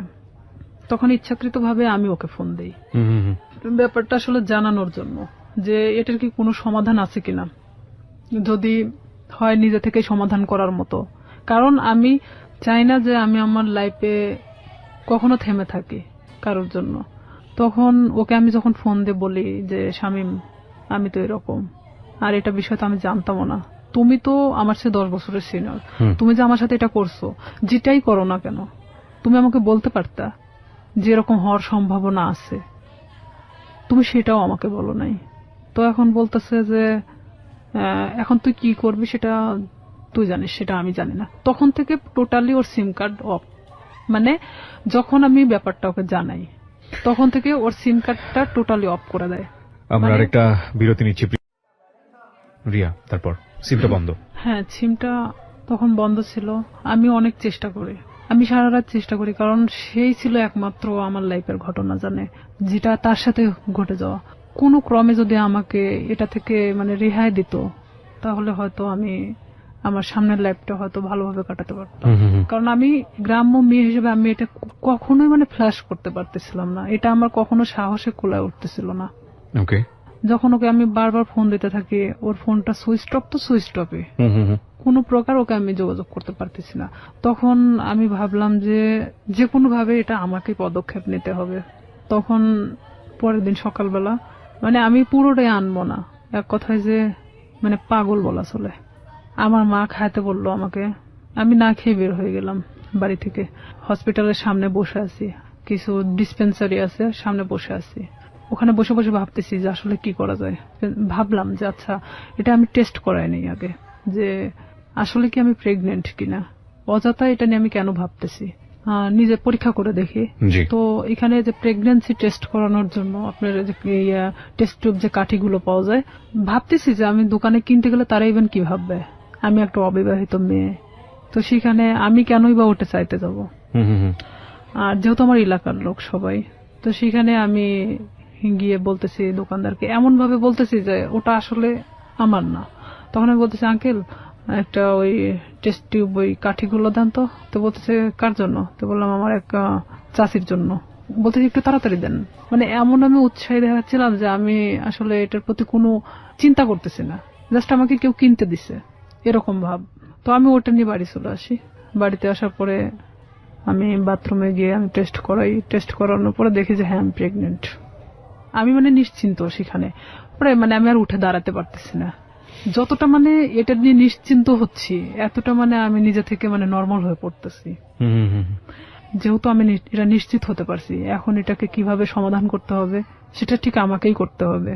আমি যে দোকান থেকে ওটা নিছি, তো ওই দোকানে গিয়ে আমি বললাম যে আঙ্কেল, মানে যার জন্য কাঠিটা নেওয়া হয়েছিল আমার সে চাচি হয়, তো ওনার তো 1 বছরের একটা বাচ্চা আছে।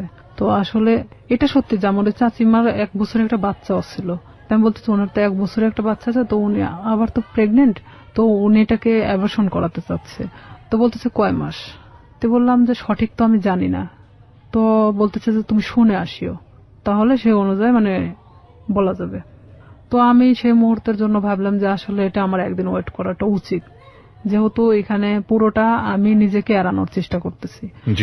পরের দিন সকালে আবার যাই, যাওয়ার পরে বলতেছি যে আমার কাছে বলা হয়েছে 1.5 মাস। তো বলতেছে যে 1.5 মাস হলে আসলে তো আসলে এইভাবে তো এগুলো খুব সেন্সিটিভ একটা জিনিস, অনেক রিস্কি হয়ে যায়। তো থাক না, 1 বছরে যেহেতু বাচ্চা আছে এটা থেকে যাক, সমস্যা কি? তা আমি বলতেছি আসলে আমার চাচাও তো খুব একটা ভালো দেখে না, তো ওই ক্ষেত্রে আসলে চাচি চাচ্ছে না যে বাচ্চাটা রাখুক। তো এখানে আমি বলতেছি না, আসলে আমাকে তো খুব জোর করে বলছে যে বাচ্চাটা সে রাখবেই না, তো সেখানে যদি আপনি পারতেন ওষুধটা দিলে উপকার হতো। তো আমি আসলে সেভাবে উৎসাহ দেখাচ্ছি না, কারণ এখানে দেখাতে গেলে দেখা যায় যে নিজেরটা একটু মানে বেশিটা বাড়ায় আসে। তখন আমি 2-3 বার রিকোয়েস্ট করার পরে তো বলতেছে যে আসলে এটা তো কোনো খুব হাই রিস্ক, তো প্রেগন্যান্সি থেকে থাকে তাহলে কি উনি নিশ্চিন্ত? তো বললাম হ্যাঁ নিশ্চিত যে প্রেগন্যান্ট উনি। ওষুধ আমাকে দিল, দেওয়ার পর বলতেছে এই ওষুধগুলো ওনাকে 4টা ওষুধে একসাথে খেতে বলবেন, 12 ঘন্টার মধ্যে এটা অ্যাবর্শন হয়ে যাবে, কিন্তু ব্লিডিং হতে থাকবে। এটা কিন্তু ওনাকে এই ব্লিডিংটা নিয়ন্ত্রণ করার জন্য তাকে কিন্তু ট্রিটমেন্ট নিতে হবে, আমাকে এই কথা বললো। আমার চিন্তা যে আমি খাওয়ার পরে যদি অ্যাবর্শন হয়ে যায় তারপর আমি মারা গেলে যাক, বাঁচি মরি ওটার কোনো সমস্যা নেই। হ্যাঁ, আমি তখন চিন্তা করতেছি যে যেটাই হোক না কেন আমি যে কোনো ভাবে বোঝাতে পারবো তাদেরকে যেটা আমার নর্মালি এটা আমার হয়ে গেছে। তখন আমি বাড়িতে চলে আসি। বাড়িতে আসার পরে আমি এই জিনিসটা রাত্রেবেলা খাই। খাওয়ার পরে আমার ঠিক রাত 12টা 12:30টার দিকে আমার পেটে অনেক পেন করে, অনেক ব্যথা করতেছিল। আমি কিছুতেই মানে ঠিক থাকতে পারতেছিলাম না। এদিকে আমি তো আমার একা এক রুমে থাকি, আমি অনেক কান্নাও করতেছিলাম, কিন্তু কারোকে আমি বুঝতে দিচ্ছিলাম না তাহলে কতটা কষ্ট পাচ্ছিলাম ওই মুহূর্তের জন্য। তারপরেও আমি বারবার শামীমের ফোন লাগাচ্ছিলাম যে এখনো যদি ওকে আমি ফোনে পাই। ওকে আমি কোনো মতে ফোনে পাচ্ছিলাম না। ওকে ফোনে দিয়ে আপনি কি করবেন? ওকে তো আপনি লাভও করতেন না। আমার রাগ হচ্ছিল প্রচন্ড, যার কারণে আমি ওরে ফোন দিচ্ছিলাম। পরে এভাবে যখন রাত 12টা 12:30টার দিকে আমি বুঝতে পারি যে হয়তো আমার ইয়াটা হয়ে গেছে, তখন আস্তে আস্তে আমার ব্যথাটা কমে আসছিল। আমি যখন বিছানা থেকে উঠে দাঁড়াইছি আমার পুরো এতটাই ব্লিডিং হয়েছে যে বলা চলে যে অনেকটা কথা বলতে পারতেছি না। পাশের রুমে আমার বড় বোন থাকতো, তো আমার বড় বোনকে একবার ডাক দিলাম, তারা তো গভীর ঘুমে আছে। 2-3 বার ডাক দেওয়ার পরে শুনলো, শোনার পর বলতেছি কি হয়েছে? তো বললাম আমি না খুব অসুস্থ। তা আমি শুধু দরজাটা খুলে দিয়ে চলে আসলাম। আয়সা আমি মানে কোনো মতে ঠিক থাকতে পারতেছি না, মানে আমার পেটের ব্যথাটা নাই, বাট এত পরিমাণ ব্লিডিং হচ্ছে যে আমার শরীর থেকে বলা চলে যে সব রক্ত বের হয়ে গেছে। পরে আমার বড় বোন, ও তো তখন প্রেগনেন্ট ছিল, পুরো প্রেগনেন্ট, তখন বাচ্চা হওয়ার জন্য আমাদের বাড়িতে আসছিল। আমার যে ব্লিডিং হচ্ছে মানে এটা তো অনেক নার্ভাস ছিল যে কেন এটা হলো। তখন ও দৌড়ে গিয়ে মাকে ডাকে, মায়ের রুম থেকে মা উঠে আসে, আমার বাবা উঠে আসে, আমার ভাইও আসে। তখন আসে বলতেছে হঠাৎ এরকম কেন হলো। তো এইখানে আমি বললাম আমি জানি না, আমি তো ঘুমাচ্ছিলাম, হঠাৎ আমি এটা মনে হলো যে আমি বাথরুমে যাব, তো ওঠার পরে দেখি যে এই অবস্থা, কিন্তু কেন হয়েছে আমি বলতে পারি না। এই বলার পরে মানে আমি অনেক মানে থরথরে কাঁপতেছিলাম, কারণ আমার শরীরে কোনো রক্ত নাই। তখন আমি মানে আমার মৃত্যুর 1 সেকেন্ড আগে আমি কারোর কাছে ছোট হতে চাচ্ছি না। যে আমি কখনোই যে আমি যে রেপ হয়েছি এই কথাটা আমি কাউকে বলতে চাচ্ছি না, কোনো মতেই না। তখন আমার বড় চাচি আসে, আসার পরে সে বলতেছে যে ওর তো যেভাবে ব্লিডিং হচ্ছে তাতে তো ওকে বাঁচায় রাখা কঠিন হয়ে যাবে। তো আমার মা তো ডিম সিদ্ধ দিল, যে ডিম তো একটা শক্তিশালী জিনিস, দুধ ডিম আমারে খাওয়ানোর চেষ্টা করলো। তো আমি ওই মুহূর্তের জন্য খাইলাম, কারণ ওই মুহূর্তে আর আমার রুচিতে সমস্যা ছিল না। মানে আমার যে একটা খাবার প্রবলেম ছিল, এই প্রবলেমটা তখন ছিল না। পরে আমাকে তো হসপিটালে নিয়ে যাইতে চাইলো, কিন্তু আমি কোনো মতে হসপিটালে যাচ্ছি না। যে আমি যদি হসপিটালে যাই, আর ওই যে ডাক্তারের থেকে আমি ওষুধটা নিয়ে আসছি, ডাক্তার বলতে ডিসপেন্সারি থেকে, সেই ডিসপেন্সারিটা ছিল ঠিক হসপিটালের গেটের সামনেই। আমার কথা আমার মৃত্যু হয়ে যাক, কিন্তু আমি কখনোই হসপিটালে যাব না। আমি এক কথায় আমার মাকে বলেছিলাম যে না, ওখানে গেলে আমাকে ইনজেকশন দিবে। আমি মানে ওর সিরিঞ্জকে খুব ভয় পেতাম ছোট থেকেই। মা বলতে কি আমার সবাই জানতো যে আমি সিরিঞ্জ অনেক ভয় পাই। আমি বলতেছি না, ওখানে গেলে ডাক্তার আমাকে ধরে ইনজেকশন দিবে, আমি থাকতে পারবো না, আমি মারা যাবো। তার চেয়ে বরঞ্চ আমি এখানে মারা যাই। আমি কিছুতেই মানে হসপিটালে যেতে ইচ্ছুক না। পরে এর মধ্যে এক ডাক্তারকে নিয়ে আসা হলো, আমার বাবা গিয়ে নিয়ে আসলো। নিয়ে আসার পরে এখনো কিছু বলে নাই যে সেই দিন কি বুঝতে পারছিল কিনা যে আমি কি করছি। সে বলতেছে এটা হঠাৎ করে হওয়ার তো কোনো মানেই হয় না, এটা আসলে টেস্ট করানো দরকার। তখন আমি বলতেছি না, আমি টেস্ট করাবো না। তো বলতেছে কেন? আমি বলতেছে যে আচ্ছা, এটা সিম্পল একটা জিনিস, দেখবা কাল ঠিক হয়ে গেছে। তখন আমার মা বলতেছে তোর প্রবলেমটা কি, তুই কেন এগুলোকে টেস্ট করাতে চাচ্ছিস না? তাই আমি বলছি হ্যাঁ ঠিক আছে, টেস্ট করাবো, কিন্তু আমাকে যদি কোনো ওষুধ দেয় আমি খাবো, কিন্তু আমাকে যদি কোনো ইনজেকশন দেওয়া হয় আমি কিন্তু নিব না। মানে তাদেরকে আমি শুধু ইনজেকশনের ভয়টা দেখাচ্ছিলাম। তো বলতেছে আচ্ছা ঠিক আছে। তো এর মধ্যে ওই ডাক্তার যে ব্লিডিং কমানোর জন্য যে ওষুধটা দিয়ে গেছে, এটাতেই আমার অনেকটা কাজ হয়েছে। মানে আমি সকালে ঘুম থেকে উঠে দেখি বলা চলে যে আমার ব্লিডিং নাই, মানে আমার কোনো ব্লাড বের হচ্ছে না। তখন আমি মাকে বললাম, মা আমার তো আর কোনো সমস্যা হচ্ছে না, তো আমার তো আর হসপিটালে যাওয়ার দরকার নেই। তো মা বলতেছে যে তাহলে তো ভালো হয়ে যাচ্ছিস, তাহলে এ ওষুধই খা। তো আমি ওইভাবেই প্রায় 1 মাসের মতো আমি অনেকটা অসুস্থ ছিলাম, মানে উঠে দাঁড়াতে পারতাম না, বসতে পারতাম না। তারপরেও মানে আমি দেখাচ্ছিলাম যে আমি অনেকটা সুস্থ, কিন্তু আমি শারীরিকভাবে ভিতর থেকে খুবই অসুস্থ ছিলাম। তখন আস্তে আস্তে যখন আমি আগের পর্যায়ে আবার ফেরত আসি, আমি সবকিছু ভুলে যাওয়ার চেষ্টা করি। কিন্তু শামীম আবারও যখন দেখলো যে আমি স্বাভাবিক ভালো মানুষ, নিজের মতো করে চলতে পারতেছি, তখন ও কি করলো, আমাকে আবার ফোন দেওয়া শুরু করলো। আমাকে আবার ফোন দেয়। আমি তখন এক ধরনের অনেক বকাবাজি করি, তুই আমাকে কখনো ফোন দিবি না। তখন আমি ওকে তুই তুকারি করে কথা বলতাম যে তুই আমাকে কখনো ফোন দিবি না, আর যদি ফোন দিস আমি এই বিষয়গুলো কিন্তু সবাইকে বলে দেব। তখন ও বলে কি যে তুই কি বলবি, তোর যে ভিডিও আছে আমার কাছে এটা তুই জানিস? আমাকে ঠিক এইভাবে বলা হয় যে সেদিনকার ঘটনা যে আমার কাছে ভিডিও আছে আমার ফোনে, তুই কি এটা জানিস? আমি মানে ক্রমশ মানে নিজের সাথে মানে যুদ্ধ করতেছি মনে হচ্ছে আমার মধ্যে একটা গেরিলা যুদ্ধ শুরু হয়েছে। তখন আমি অনেকটা শর্ট হয়ে যাই যে আসলে এটা কি হচ্ছে, আমি কি একটা করে সমস্যা আমি এভাবে সমাধান করবো আর একটা করে সমস্যা আমার সামনে এসে দাঁড়াবে? আমি ওকে বলি যে শামীম, এটার বিনিময়ে তুমি কি চাও? আমাকে ভিডিওটা দিয়ে দিতে হবে। তো বলতেছে তার বিনিময়ে আমি যখন যেভাবে চাইবো তখন তোকে সেইভাবে আসতে হবে।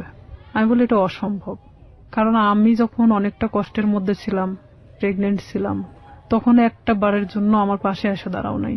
আমি এই জিনিসটাকে কিভাবে সমাধান করছি পুরোটা আমার নিজের মতো করে। সেখানে যদি একবারের জন্য ফ্ল্যাশ হতো তখন কি হতো? আসলে এখানে মূল উদ্দেশ্য আরেকটা ছিল যে ওকে না পছন্দ করার। ওর অনেক মেয়ের সাথে সম্পর্ক ছিল, যেটা আমি জানতাম, আমার ভাই অনেক সময় গল্প করত, যার কারণে ওকে আমি অ্যাকসেপ্ট করতাম না। তাছাড়া এত কিছুর মাঝখানে আমি ওকে অ্যাকসেপ্ট করাটাই স্বাভাবিক ছিল, কিন্তু আমি ওর ঘটনা জানতাম যে ও এরকমই মানুষের সাথে করে, যার কারণে আমি ওকে পছন্দ করতাম না। তখন ও বলে কি, তুই যদি কালকে সকালে আমার বাসায় না আসিস আমি তাহলে তো কিন্তু এই ভিডিওটা দেখবি যে কালকে বিকেলবেলা সবার হাতে চলে গেছে।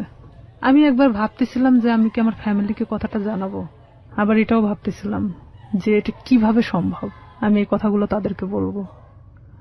আর আমার লাইফে তো আমার অনেক বড় হওয়ার দরকার, যেখানে আমি থেমে যাবো এখানেই। হয়তো আমার পড়াশোনা হবে না, হয়তো মানুষ আমাকে নিয়ে বিভিন্ন ধরনের কথা বলবে। আমি কিভাবে সম্ভব যে আমি সামনের দিকে আগাবো?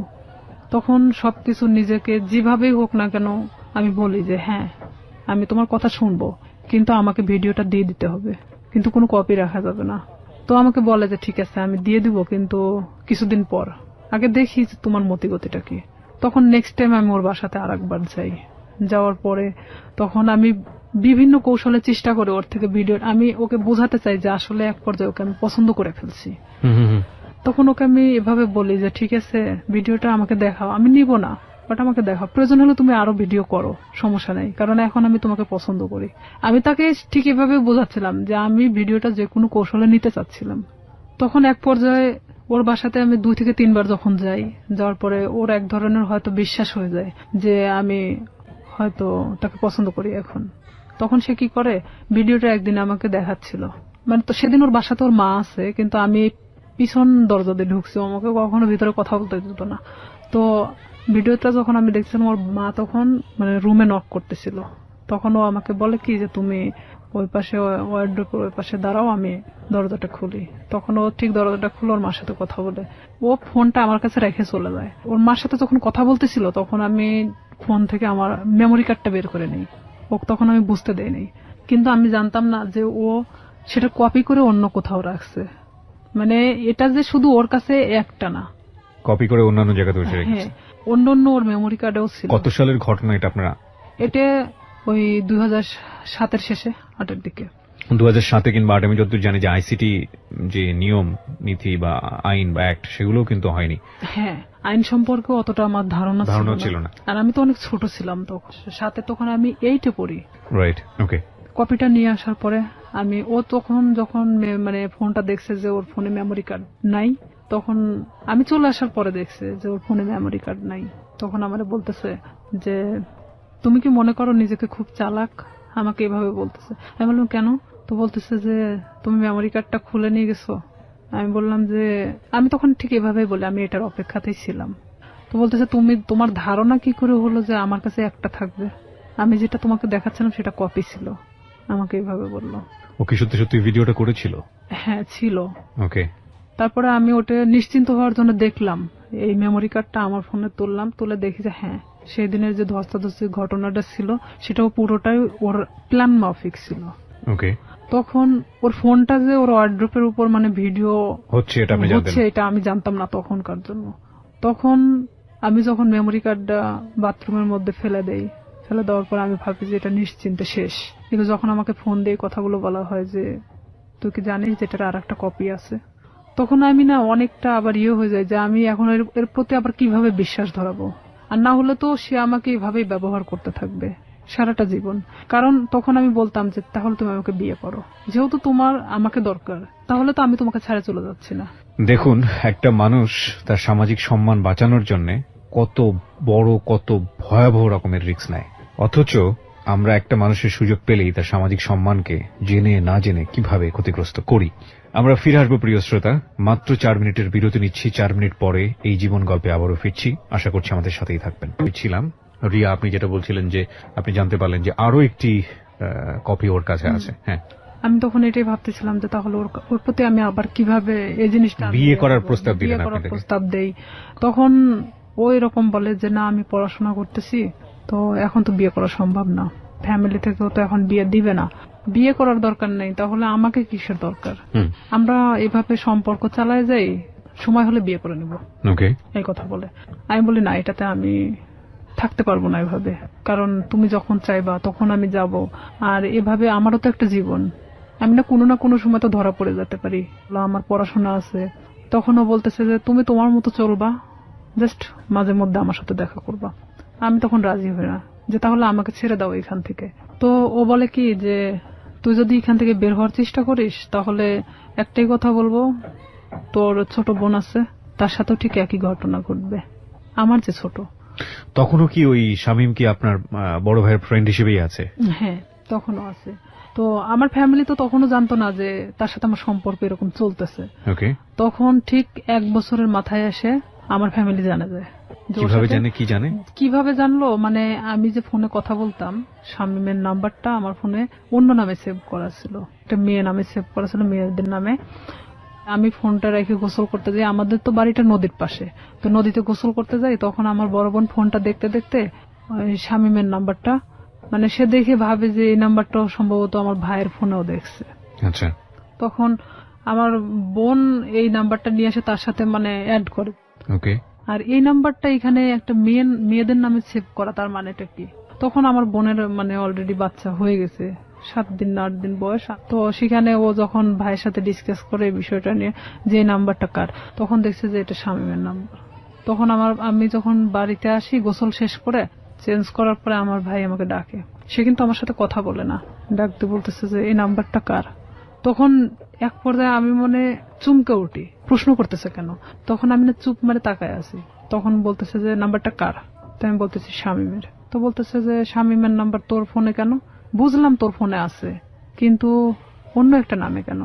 তখন মানে আমি কোনো কথা বলতে পারি না, চুপচাপ দাঁড়ায় আছি। আমার ভাই আমার একটা থাপ্পড় মারে, এমন ভাবে মারে আমার মানে এই গালটা ফাটে রক্ত বেরোয় যায়। বড় ভাই? হ্যাঁ। তখন আমার মা ধরার পরে বলতেছে যে মারামারি বাদ দিয়ে আসলে ঘটনাটা কি হয়েছে সেটা জানে। তখন আমার মা আমাকে জিজ্ঞেস করলো যে তার সাথে তোর কিসের সম্পর্ক। তো আমি তাদেরকে বললাম যে সে আমাকে পছন্দ করে, আমিও তাকে পছন্দ করি। ঠিক ব্যাপারটা নর্মালি বলে দিলাম। আসলে কি পছন্দ করতেন? এক পর্যায়ে এই 1 বছরের মধ্যে তার সাথে আমি এভাবে মানে পছন্দ হয়ে গেছে যে আমি তো তাকে, সে আমাকে ছাড়তেছে না আর আমিও তার থেকে বের হতে পারতেছি না। তো আমি জানতাম যে আমার লাইফটা এভাবেই চলবে যতদিন হয়তো এখান থেকে সে আমাকে মুক্তি না দিচ্ছে কিংবা আমাকে বিয়ে না করতেছে। আর আমি তখন থেকে এটাই চিন্তা ভাবনা নিয়ে নিলাম যে যেভাবেই চলুক না কেন, যতদিন নিজের পায়ে মানে নিজে না দাঁড়াতে পারতেছি আমি প্রতিবাদ করব না এটা নিয়ে। তখন আমার ভাই আমাকে অনেক মারার পরে বলতেছে তুই জানিস ওর সম্পর্কে? আমি বললাম যে হ্যাঁ আমি জানি। তো বলতেছে যে কি জানিস তুই? তো বলতেছি যে ও যে অনেক মেয়ের সাথে সম্পর্ক ছিল কিন্তু এখন তো নাই। ও আমাকে সবকিছুই বলছে। তো বলতেছে যে ওর যে এখনো রীতা নামে একটা মেয়ের সাথে সম্পর্ক আছে তুই জানিস? তা আমি বললাম যে হ্যাঁ আমি জানি। আমি কিন্তু কিছুই জানি না, তারপর আমি স্বীকার করতেছি যে হ্যাঁ জানি। তো বলতেছে যে তোকে কি বলছে? তাই আমি বললাম যে হ্যাঁ তার সাথে নাকি সম্পর্ক ছিল এখন নাই। তো বলতেছে ও যে গত পরশুদিনও আমার সাথে গিয়ে দেখা করে আসলো রীতার সাথে, তোকে এই কথাটা বলছে? আমার ভাই কিন্তু নর্মালি আমাকে এভাবে জিজ্ঞেস করতেছে। তাই আমি বলতেছি হ্যাঁ আমাকে বলছে। তো আমি আসলে তাদের মধ্যে তাল পাকায় দিচ্ছিলাম এরকম যে শামীম যদি আমাকে বলে থাকে তাহলে রীতার সাথে কেন সম্পর্ক? তাহলে শামীম আমার সাথে তাহলে এ ধরনের কি ধরনের খেলা খেলতেছে? তখন আমার ভাই বলে যে তুই আরো একটা বিষয় শুনে রাখ, শামীমের সাথে তুই সম্পর্ক রাখিস না। যতই আমি তোকে মারধর করে যাই করি না কেন, তারপরেও তুই আমার বোন। ও আমাকে মারার জন্য তোকে বেছে নিছে। আমি বললাম কেন? তো বলতেছে যে একটা বিষয় নিয়ে ওর সাথে আমার গন্ডগোল হয়েছে, যার কারণে ও আমাকে এমন ভাবে মারতে চাচ্ছে যেটা মৃত মানুষের চেয়েও অন্যরকম একটা ইয়া। তো এখন আমি বলতেছি যে হ্যাঁ সেটা বিষয় আমি জানি। মানে এক কথায় আমি সবকিছু স্বীকার করতেছি যে আমি জানি। তখন এক পর্যায়ে আমি শুয়ে শুয়ে এটা ভাবতে থাকি যে আসলে আমার ভাইয়ের সাথে কি ঘটছে তারা। তখন আমি শামীমরে ফোন লাগাই বলি শামীম ভাইয়ের সাথে তোমার প্রবলেমটা কি? তো বলতেছে কি না তো কোনো প্রবলেম নাই। তাই আমি বললাম যে ভাই তো তোমার আমার বিষয় জানে গেছে, তো এইখানে এখন আমার মনে হয় যে বলে দেওয়াটা উচিত সবকিছু। তো বলতেছে যে না বলো না, এখানে সমস্যাটা হলো কি আমি তো পড়াশোনা করি, এখন যদি আমি তোমাকে বিয়ে করি, ও তখন এখন এক ধরনের নর্মালি মানে কথা বলতেছে, তোমাকে যদি আমি এখন বিয়ে করি তাহলে আমাকে কিন্তু গার্মেন্টসে থাকা ছাড়া উপায় হবে না, কারণ আমার ফ্যামিলি তোমাকে কখনোই মানে নেবে না। তারা চায় যে তার ছেলেকে বিয়ে দিবে একটা চাকরিজীবী মেয়ের সাথে। আমার রাগ ওঠে একটু যে তুই জানিস যে তোর ফ্যামিলি তোকে আমার সাথে বিয়ে দিবে না, এটা আমিও জানতাম, তাহলে আমার সাথে এটা করার দরকার ছিল কি? এক পর্যায়ে তার সাথে আমার অনেক রাগারাগি হয়। এটা 2008 সালের ঘটনা। তারপরে শামীম এক পর্যায়ে আমার সাথে একটা ব্রেকআপ সৃষ্টি করে। সে চাচ্ছিল যে আমি তার থেকে দূরে সরে যাই, আর আমিও তখন এক পর্যায়ে চাচ্ছিলাম যে আমি যে কোনো মূল্যে ওকে চাই। সে আমার জীবনটাকে নিয়ে এভাবে খেলতে পারে না, কারণ আমার ফ্যামিলি তখন জেনে গেছে যে তার সাথে আমার সম্পর্ক চলতেছে। তখন এক পর্যায়ে আমি আমার ফ্যামিলির সাথেও যুদ্ধ করি, আর এদিকে ও আমাকে কিন্তু যতটাই ভালোবাসুক না কেন আমার ফ্যামিলি থেকেও দূরে সরায় দিছে। দেখা যাচ্ছে আমার ফ্যামিলির বিষয়ে অনেক কথা বলে যে তোমার ভাই আমার থেকে দূরে সরানোর জন্য তোমাকে এই ধরনের হয়তো খারাপ কথা বলে আমার সম্পর্কে। তো আমি দেখতাম যে অবশ্যই আমার ভালোবাসার সম্পর্ক ফাটল ধরানোর জন্য তারা হয়তো এই ধরনের তার খারাপ বিষয়গুলো তুলে ধরে। তো এক পর্যায়ে আমার ফ্যামিলির সাথে কথা বলা বন্ধ করে দেই আমি। 2011 সালে ওর সাথে আমার ফুললি ব্রেকআপ হয়ে যায়। মানে ওর সাথে আমার কোনো প্রকার যোগাযোগ নেই। আর হঠাৎ করে মানে ও ফোন টোন অফ করে দিছে, কোনোভাবে খুঁজে পাওয়া যাচ্ছে না, মানে আমি অন্তত ওকে খুঁজে পাচ্ছি না। এক পর্যায়ে এলাকার এর মধ্যে সবাই জানে গেছে যে শামীমের সাথে আমার সম্পর্ক, কিন্তু এই যে পূর্বে যে ঘটনাটা যে সম্পর্কটা সৃষ্টি হলো কোথা থেকে এটা কিন্তু কেউই জানতো না। ব্রেকআপের পরে আমি দিশেহারা হয়ে যাই যে আমি এখন কি করব। তখন এর মধ্যে 2010 সালে তো আমি এসএসসি পাস করছি। অলওয়েজ সময় নিয়োগপত্র দেখে থাকি যে কখন কোথায় নিয়োগ দিচ্ছে। এক পর্যায়ে দেখি যে হ্যাঁ পুলিশে নিয়োগ দিচ্ছে, কিন্তু আমার বয়স হয়নি, 18 বছর পূর্ণ হয়নি।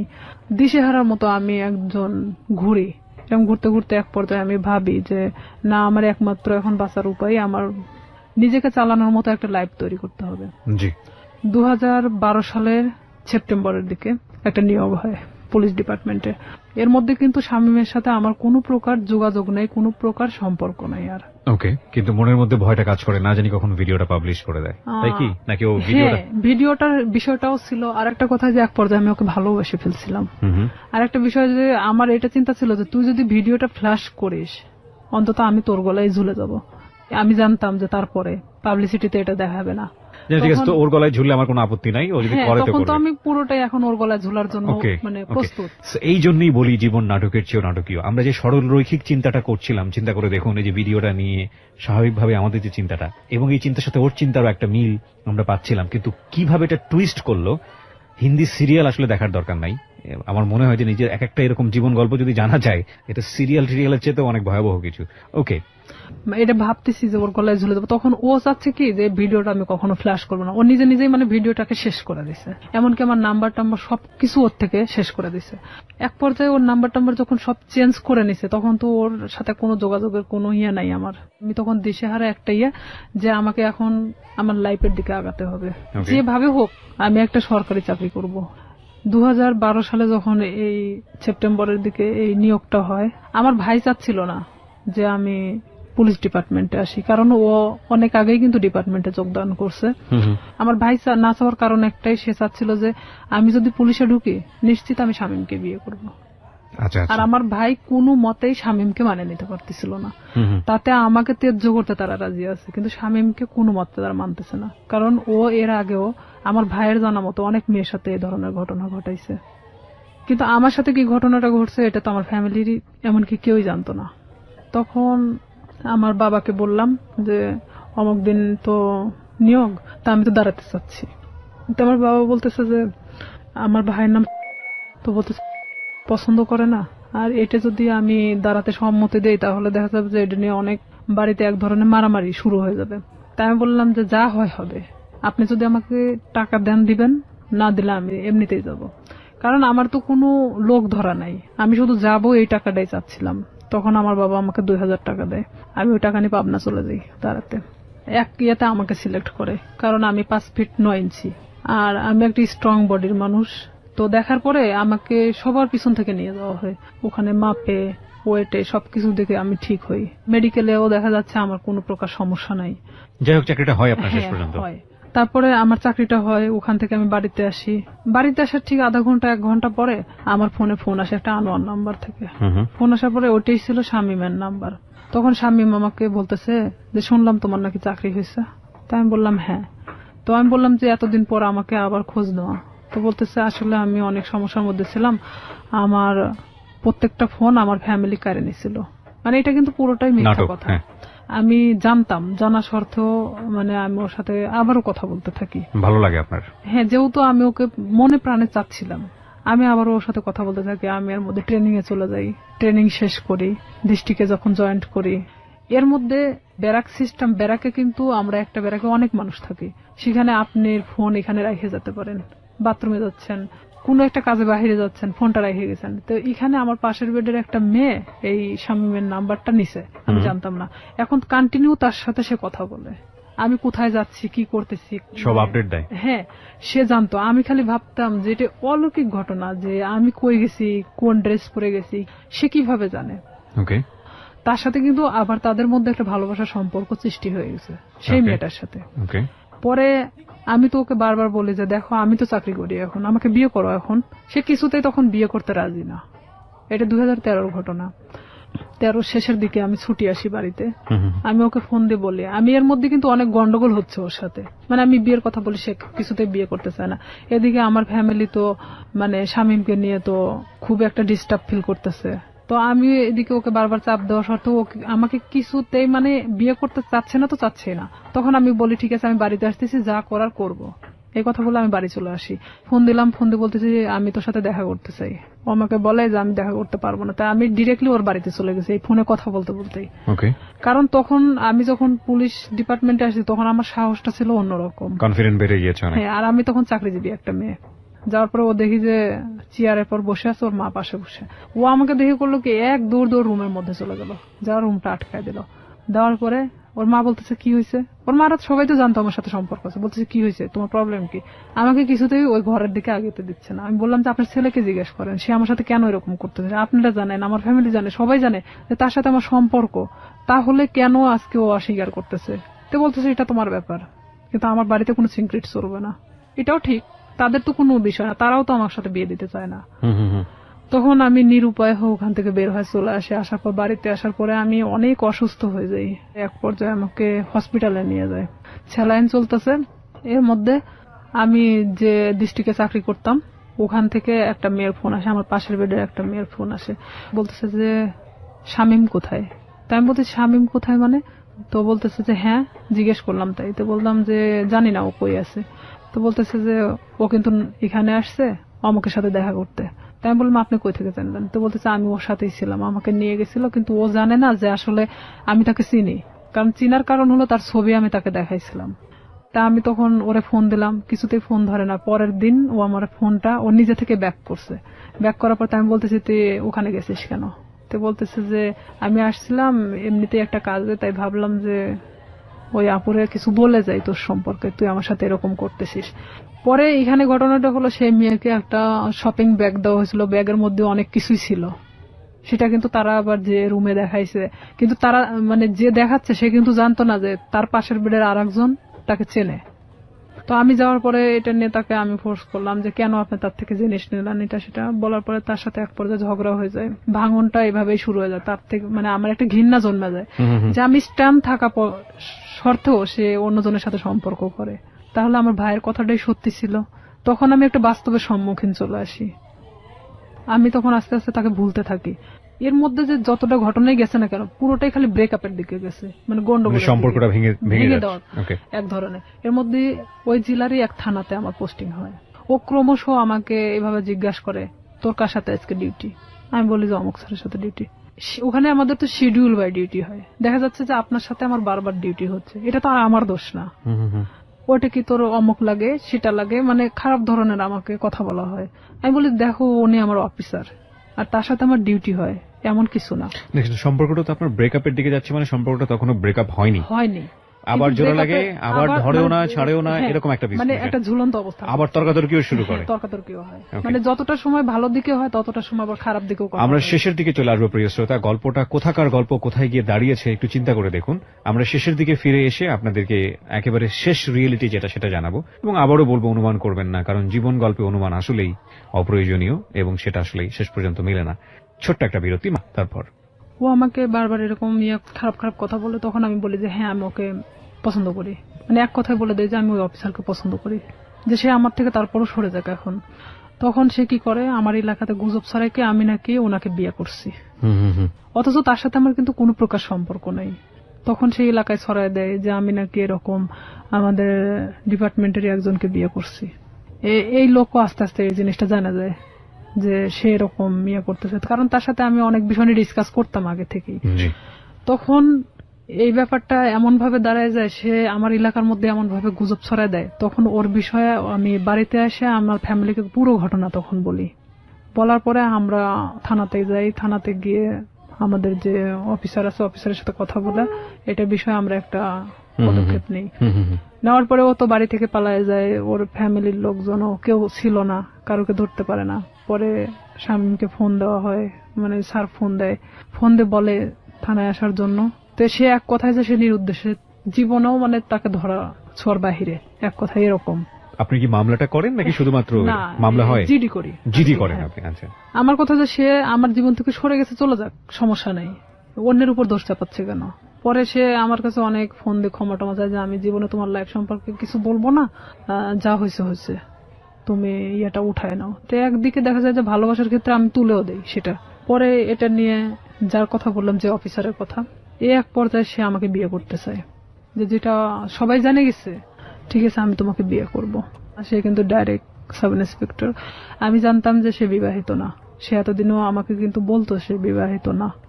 ওকে, যেই ভদ্রলোকের কথা আপনি বলছেন তার সঙ্গে আপনার একটা রটনা চারদিকে হয়েছিল।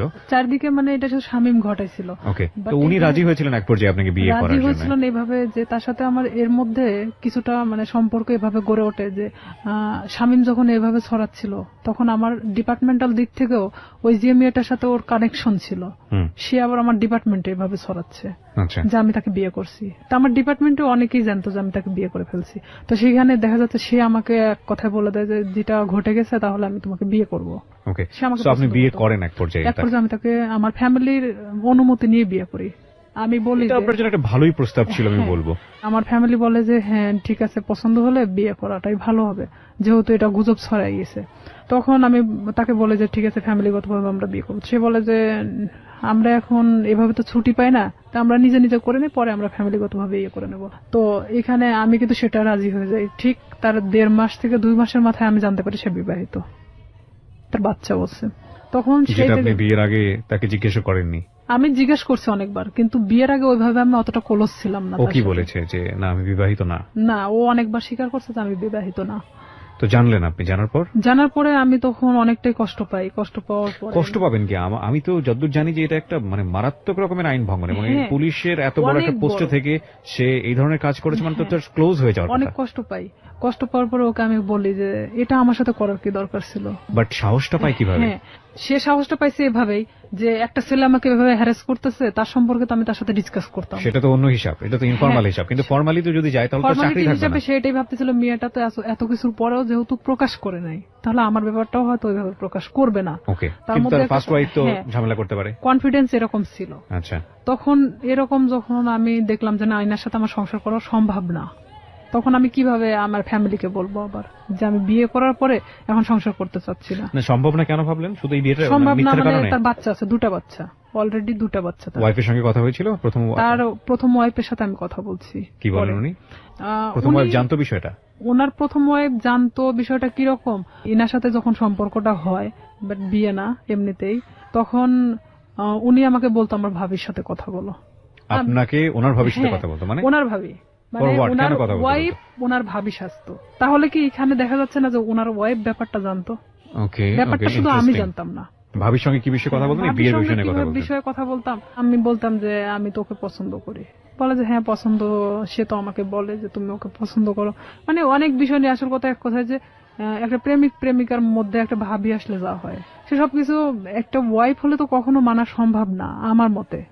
মানে ওনার ওয়াইফের সঙ্গে কথা হতো ঠিকই, কিন্তু আসলে আমি জানতাম ওনার ভাবি হিসেবে, এবং উনিও সেটাই বলতো যে আমি ওনার ভাবি হই। ওনার বাচ্চাদের সাথে আমি কথা বলতাম, কারণ আমি জানতাম যে ওনার ভাইয়ের বাচ্চা এগুলো।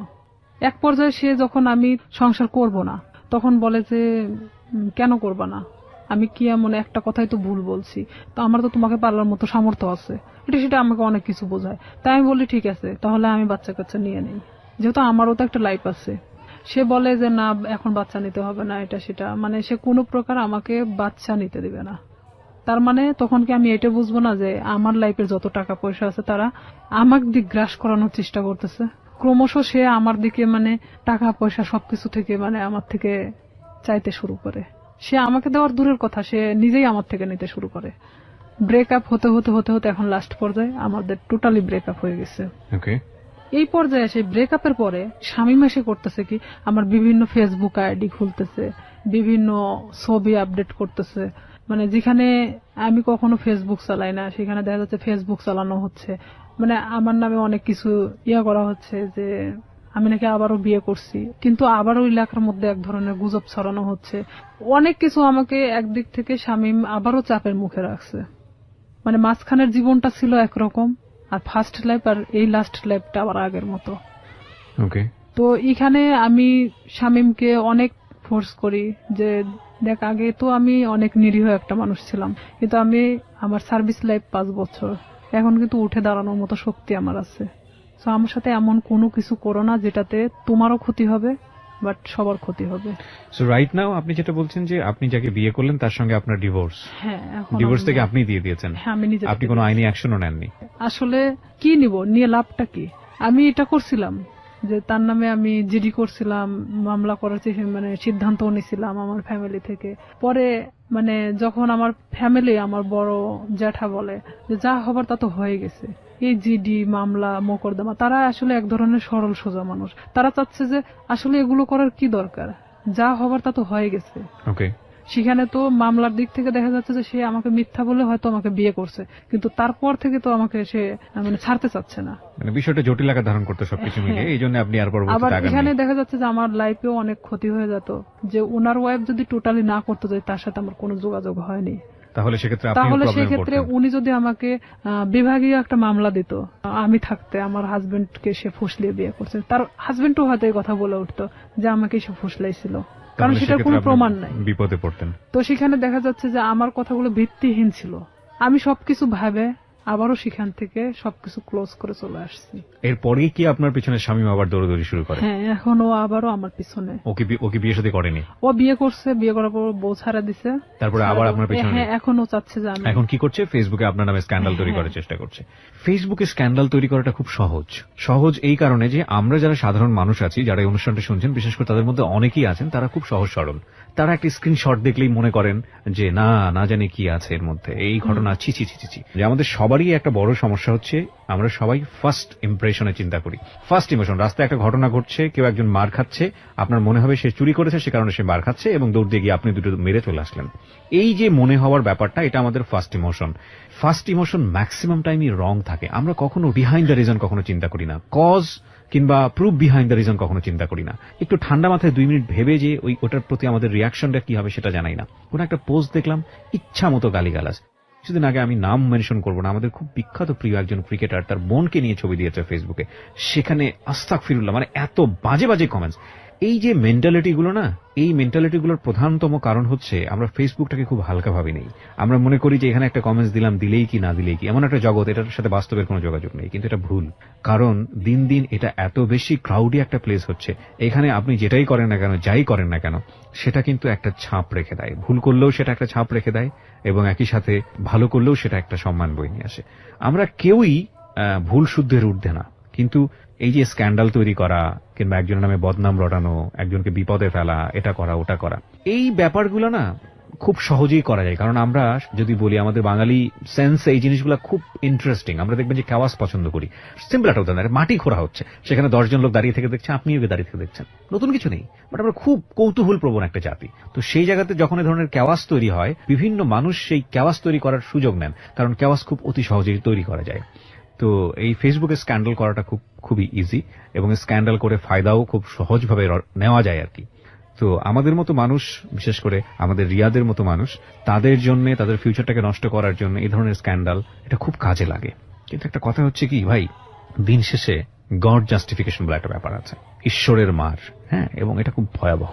ঠিক আছে, একজন মানুষকে বিপদে ফেলার জন্য আপনি যদি কোনো চেষ্টা করে থাকেন, তাহলে নিশ্চিতভাবে আপনি ধরে নেন আপনিও সে বিপদে পড়বেন। আপনি মূলত আজকের এই অনুষ্ঠানে এসেছেন আপনার এই কথাগুলো খুলে বলার জন্য। আপনি একজন ভিকটিম, এবং আপনি যাদের হাতে আইন শৃঙ্খলা রক্ষা করার কাজ, তাদের মধ্যে কাজ করেও আপনি একজন ভিকটিম, এবং আপনার পুরো পরিচয়টা আমি এখানে গোপন রেখেছি। আপনার যে নাম আপনি ব্যবহার করেছেন সেটা ছদ্মনাম আমি বললাম, এবং বাকি যাদের সঙ্গে ওনার সম্পর্ক, তাদের কাউকে আমরা এখানে ফ্ল্যাশ করিনি বা এক্সপোজ করিনি। তার প্রধানতম কারণ হচ্ছে আমাদের সামাজিক অবস্থা। প্রচন্ড সম্মান আছে আমাদের যে পুলিশ বাহিনী, তাদের চেষ্টার প্রতি, তাদেরকে আমি রেসপেক্ট করি আমাদের এই অনুষ্ঠান থেকে। সেখান থেকে এসে আপনি সৎ সাহস নিয়ে আজকে এখানে এই বিষয়গুলো বলে গেলেন, এবং আপনি লাস্টে এই কথাটাও বললেন যে শামীমকে বিরত থাকার জন্য, নইলে আপনি বাধ্য হবেন কোন একটা অ্যাকশন নেবার জন্য। অ্যাকশন নিব বলতে নিছি তো, অলরেডি অ্যাকশন নিয়ে নিয়েছে। অলরেডি ও আমাকে এমন ভাবে হ্যারাস করতেছে, দেখা যাচ্ছে 2 টাকার নোটের উপর আমার নাম্বার, বিভিন্ন জায়গা থেকে আমাকে ফোন দিচ্ছে, ফোন দিয়ে বলবে কি কয় টাকা দরকার, কয় টাকা দিয়ে থাকবেন, মানে এই ধরনের আমাকে কমেন্টস করা হচ্ছে। কি অ্যাকশন নিয়েছেন আপনি? ঈদের পরের দিন থানাতে যাওয়ার পরে আমি স্যারকে সব কথা খুলে বলি, মানে আবারও সেই জিডি করা হয়। জিডি মামলা করেনি? মামলা আমি আসলে করতে চাই না, যে মামলা করলে আমাকেও যেতে হবে তারিখে বেল পাই যাবে, ও ঠিকই আবার আগের মতো আরো হয়তো ভয়ঙ্কর হতে পারে। তো আমি সাধারণ জিডি করছি এর কারণে যে ওকে বোঝানোর জন্য।